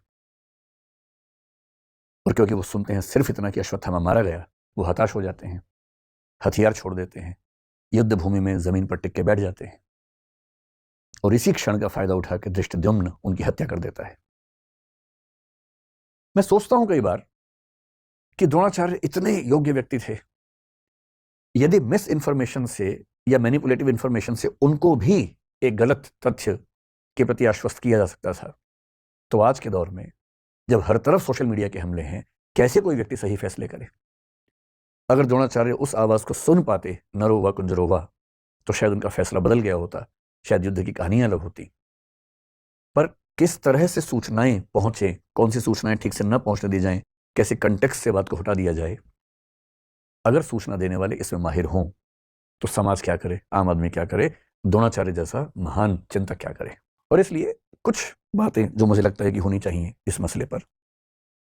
मैं तो अपना जीवन लगभग 2/3 जी चुका हूं, बाकी तो पता भरोसा तो कल का भी नहीं है, लेकिन हाँ, अगर मैं भारत की सामान्य आयु के हिसाब से देखूं तो 2/3 जी चुका हूं। आप 1/3 वाले हैं, तो आपके जीवन में बड़े फैसले बाकी हैं। अधिकांश की शादी भी नहीं हुई आप लोगों के ना, चेहरे बता रहे हैं आपके, चमक रहे हैं ना अभी तो आपको बड़े फैसले करने हैं, और फैसला करना हर दौर में मुश्किल था, आज के दौर में सबसे मुश्किल है। तो कुछ सावधानियां कि जब आप फैसला करें जिंदगी में तो किन सावधानियों को बरतें ताकि गलतियां कम से कम हो। गलतियां उसके बाद भी होंगी, कौन है जो गलती नहीं करता है फैसले में? सब करते हैं, आप भी करेंगे, पर गलतियां कम हो, सही फैसले ज्यादा हों। मेरे एक फेवरेट दार्शनिक हैं Jean Paul Sartre, French philosopher हैं। उनके दर्शन का सार अस्तित्ववाद कहते हैं, एग्जिस्टेंशियलिज्म कहते हैं। उसका सार यह है कि अपनी जिंदगी की कहानी हम लोग खुद लिखते हैं, और किस चीज से लिखते हैं? अपने फैसलों से लिखते हैं, निर्णयों से लिखते हैं। आपने किसी परिस्थिति में क्या फैसला लिया, इससे आपके जीवन की आगे की कहानी लिखी जाएगी। इसलिए मुझे लगता है कि टॉपिक थोड़ा सा महत्वपूर्ण है। तो इसका नाम रख लेते हैं निर्णय। सही निर्णय लेने में क्या क्या सावधानियां होनी चाहिए, बेसिक सी बात इतनी सी है। जब आपके मन में कोई सवाल है तो सवाल पूछिएगा, पहले मैं अपनी बात रखता हूं, फिर आप सवाल पूछिएगा। जब भी कोई निर्णय लेने की प्रक्रिया में आप उतरते हैं, सबसे पहला स्टेप क्या है? सबसे पहला स्टेप है ये देखिए कि निर्णय की प्रक्रिया में उतरने से पहले आप निष्पक्ष और तटस्थ हैं या नहीं हैं। एक शब्द होता है तटस्थ, जिसको अंग्रेजी में बोलते हैं न्यूट्रल। तटस्थता को न्यूट्रलिटी बोलते हैं। इससे मिलता जुलता एक प्रसंग है निष्पक्ष, या निष्पक्षता कह लीजिए, इसको बोलते हैं इम्पार्शियल होना, या इम्पार्शियलिटी एज ए क्वालिटी। ये मैं कह रहा हूं कि निर्णय की प्रक्रिया में उतरने से पहले, बाद में तो जो होगा देखेंगे। जैसे हमारा समाज इस समय बहुत सारे सामाजिक राजनीतिक मुद्दों से घिरा हुआ है। जैसे एक मुद्दा कुछ दिन पहले आया, जो हिजाब का मुद्दा, जिसको हम कहते हैं, कर्नाटक से एक डिबेट उठी हिजाब की। फिर एक मुद्दा आजकल चल रहा है यूनिफॉर्म सिविल कोड का, जो कि हो सकता है कि जल्दी ही किसी रूप में हमारे सामने आए। फिर पॉपुलेशन बिल के बारे में बात चलती है आजकल। उत्तर प्रदेश में आया भी था, और अभी कुछ और राज्यों में आने की बात है, शायद सेंटर में भी आए। एक मुद्दा पिछले कुछ दिनों से कन्वर्जन का आप सुन रहे होंगे, धर्मांतरण का, लव जिहाद का मुद्दा सुन रहे होंगे। सारे मुद्दे हमारे सामने आते रहते हैं। हम इन सब पे बात करेंगे समय के साथ, धीरे धीरे इन सब पे बात करेंगे। पर किसी टॉपिक पर बात करने से पहले देखना जरूरी है कि हम पहले से फैसला ले तो नहीं चुके हैं। और सबसे बड़ी दिक्कत हमारे समाज की है कि फैसले पहले हो चुके हैं, विचार बाद में होता है। सही प्रोसेस तो ये है कि पहले विचार हो, फिर फैसला हो, और फैसला पहले होता है। मेरे बहुत सारे दोस्त हैं, हिंदू हैं, मुसलमान हैं, सिख हैं, हर धर्म के लोग। मतलब वैसे तो मैं बहुत ही अकेले टाइप का आदमी हूँ, दोस्त ज़्यादा है नहीं, पर जो हैं उनमें मतलब डाइवर्सिटी ठीक ठाक है। मैंने क्लासेस में भी देखा, और मैंने पाया कि हिजाब की बात आते ही कोई मुस्लिम बच्चा जनरली इस भाव से देखता है कि नहीं, ये गलत हो रहा है हमारे साथ, और कई हिंदू बच्चे इस भाव से देखते हैं कि एकदम सही, और होना चाहिए, और होना चाहिए। और मजे की बात है कि टॉपिक क्या है ना इसको पता ना उसको पता है। कर्नाटक हाई कोर्ट का जजमेंट क्या है 128 पेज का, ना इसने पढ़ा ना उसने पढ़ा। कर्नाटक सरकार का क्या डायरेक्शन आया था, रूल क्या था, ना इसने पढ़ा ना उसने पढ़ा। और फैसले का एग्जैक्ट मतलब क्या है किसी को नहीं पता। पर हम टॉपिक शुरू होने से पहले ही राय बना के चलते हैं। E.H. कार एक बड़े अच्छे विद्वान हुए हिस्ट्री में, उनकी एक किताब है बड़ी अच्छी, हिस्ट्री, इतिहास क्या है, व्हाट इज हिस्ट्री। बड़ी अच्छी किताब है। उन्होंने साबित किया कि हिस्ट्री के बारे में आप कुछ भी कह लीजिए, कितने फैक्ट्स हैं, इतने प्रमाण हैं, सब बेकार की बातें हैं। अंततः इतिहासकार के दिमाग में जो बैठा हुआ है वो साबित वही करता है। इसलिए मार्क्सिस्ट हिस्टोरियन लिखेंगे तो आप पाएंगे सबके निर्णय लगभग एक जैसे आते हैं, और जो नेशनलिस्ट हिस्टोरियंस हैं उनके फैसले एक जैसे आते हैं हमेशा। किसी हिस्टोरिकल फिगर को लेकर सोच लीजिए, अकबर की बात कर लीजिए, औरंगजेब की बात कर लीजिए। एक धारा के फैसले हमेशा एक से आएंगे, दूसरी धारा के फैसले हमेशा एक से आएंगे। ऐसी माइंडसेट से अगर हम चलेंगे, और हमारी यूनिवर्सिटीज में भी तो यही होता है, बहुत रोचक बात है, यूनिवर्सिटीज में टीचर्स बटे हुए हैं कि ये मार्क्सवादी है, ये भाजपाई है। और मैं सोचता हूं कि जो आदमी देश को पढ़ाने की जिम्मेदारी संभालता है यूनिवर्सिटी में, वो एक विचारधारा से बंध कर चीजों को देखने का आदी कैसे हो सकता है? उसके अंदर इतना वैचारिक साहस क्यों नहीं है कि किसी मुद्दे पर मेरी विचारधारा से बेहतर राय किसी और विचारधारा की भी हो सकती है? ये साहस क्यों नहीं है? और इसलिए जो बात यूनिवर्सिटीज तक में मिस होती है, तो समाज में तो कहां से आएगी? विश्वविद्यालय का तो काम है समाज को सही दिशा देना, वही नहीं है तो समाज में कहां से आएगी? पहले कोशिश कीजिए न्यूट्रल होने की, तटस्थ होने की, कि मुद्दे को समझने से पहले ना मैं इस तरफ हूं ना मैं उस तरफ हूं। हिजाब की बात है, मुझे नहीं पता, मैं पहले स्टडी करूंगा पूरा, स्टडी करने के बाद मामला ठीक लगेगा तो मैं कहूंगा हाँ ये ठीक है, गलत होगा तो बोलूंगा गलत है, पहले क्यों फैसला करूं? ये तो बहुत बेसिक सी बात है। न्यूट्रलिटी ही जब रियल सिचुएशंस में आती है उसको बोलते हैं निष्पक्षता, impartiality in the specific situations. और ध्यान रखना है, निष्पक्ष नहीं रह पाने के भी दो तरीके होते हैं। निष्पक्ष का मतलब है कि भाई मैं एक्स और वाई के झगड़े में ना एक्स की तरफ हूं ना वाई की तरफ हूं। जैसे मान लीजिए दो बच्चों में झगड़ा हो जाए और उनमें से दोनों की मम्मियां नीचे आ जाएं। जनरल परसेप्शन ये है कि मम्मी बच्चों के झगड़े में अपने बच्चे का पक्ष लेगी। ये ऐसा नहीं कि सोशल कंस्ट्रक्ट की बात हो रही है, बायोलॉजिकल लेवल बात चल रही है, क्योंकि मदर्स का लव आमतौर पे अनकंडीशनल माना जाता है। और ये बात मैं जो कह रहा हूं मैं अफवाहों के बेस पे नहीं कह रहा हूं। एरिक फ्रॉम बहुत बड़े मनोवैज्ञानिक हैं, उनकी किताब है द आर्ट ऑफ लविंग, उसके बेस पे कह रहा हूं। मदर्स का लव आमतौर पर अनकंडीशनल होता है कि मेरा बच्चा परेशान है तो फिर मैं अपने बच्चे के साथ हूं, मुझे विचारधाराओं से, राष्ट्र, समाज, राजनीति, इन सबसे मतलब नहीं, मुझे बच्चे से मतलब है। इसलिए यदि कोई मदर बहुत ऑब्जेक्टिव है अपने बच्चे के मामले में तो बहुत बड़ी बात है। जनरली इस बात की संभावना ज्यादा है कि वो थोड़ा सा उसके पक्ष में खड़ी होगी। पिता लोग जिस प्रोसेस से आगे बढ़ते हैं उसमें इस बात का खतरा ज्यादा होता है या संभावना ज्यादा होती है कि वो ऐसे मामलों में बहुत ज्यादा अपने बच्चे के पक्ष में झुके हुए न दिखें। कभी कभी नहीं भी होंगे, लेकिन उसमें भी खतरा है। कभी कभी हम खुद को इम्पार्शियल दिखाने के लिए दूसरे पक्ष के पक्ष में झुक जाते हैं। आपने कई पिताओं को देखा होगा कि दो बच्चों में झगड़ा हुआ, उनमें से एक उनका है, जाति अपने वाले को मारना शुरू करते हैं सीधा कि तूने ही बदमाशी की होगी, दिखाने के लिए देखो मैं कितना निष्पक्ष हूं। ये निष्पक्षता नहीं है। निष्पक्ष होने का मतलब ये नहीं है कि अपने पक्ष के विरुद्ध खड़े ही हो जाना है हमेशा, और निष्पक्ष होने का मतलब ये भी नहीं है कि दूसरे पक्ष के विरोध में खड़े हो जाना है। जाके सुनना है, दोनों बच्चों की बात सुननी है कि हाँ बेटे तुम बताओ क्या पर्सपेक्टिव है, तुम बताओ क्या पर्सपेक्टिव है, उसके बाद जो सही फैसला हो करना है। क्यों मैं दूसरे बच्चे के सामने साबित करने के लिए कि मैं निष्पक्ष हूं अपने बच्चे को पीटना शुरू कर दूंगा? इसलिए जब भी किसी मुद्दे पर बहस करनी हो ना, आपके सामने फैसले आएंगे कि शादी इससे करूं कि इससे करूं। पहले से नहीं बना लेना दिमाग में, पहले सब बातों को जान लेना है। निष्पक्ष रहिए, तटस्थ रहिए, सब पक्षों को जानिए, फिर फैसला कर लीजिए। उससे ही पूछिए कि उसकी चॉइस भी है कि नहीं है। ऐसा थोड़ा सिर्फ आपकी चॉइस का मामला है, उसकी भी तो होनी चाहिए। तो ये पहला स्टेप है कि आप जब किसी प्रोसेस में उतरें तो पहले कोशिश कीजिए कि राय पहले से ना बनी हो, क्योंकि फैसला पहले कर लिया फिर तो बेकार की बात है ना। फैसला पहले ये कि हिजाब तो होना ही चाहिए, फिर आपने विचार करना शुरू किया और आप ढूंढ रहे हैं चुन चुन के वो तर्क जिससे वही साबित हो जाए जो पहले ही आपके मन में साबित हो चुका है, फिर काहे का विचार विमर्श कर रहे हैं। ये पहला स्टेप है। अब आगे बढ़ते हैं। अब इसकी नंबर 2 हो गई यहां से, ठीक है। तो जब हमें शुरुआत का प्रोसेस समझ में आया, अब प्रोसेस ये है कि जब हम जजमेंट की तरफ बढ़ेंगे तो हमें क्या क्या जानना है उस मुद्दे पर फैसला करने से पहले। तो सेकंड स्टेप है जो आपका इनपुट है। इनपुट कलेक्शन कैसे होना चाहिए? इनपुट का मतलब वो सारी जानकारी है जिनके बेस पर आप फैसला करेंगे, है ना। आपकी भाषा में कि वो लड़का कैसा है, वो लड़की कैसी है, उसके बारे में 10 जानकारी जुटा लेनी है पहले। तो जो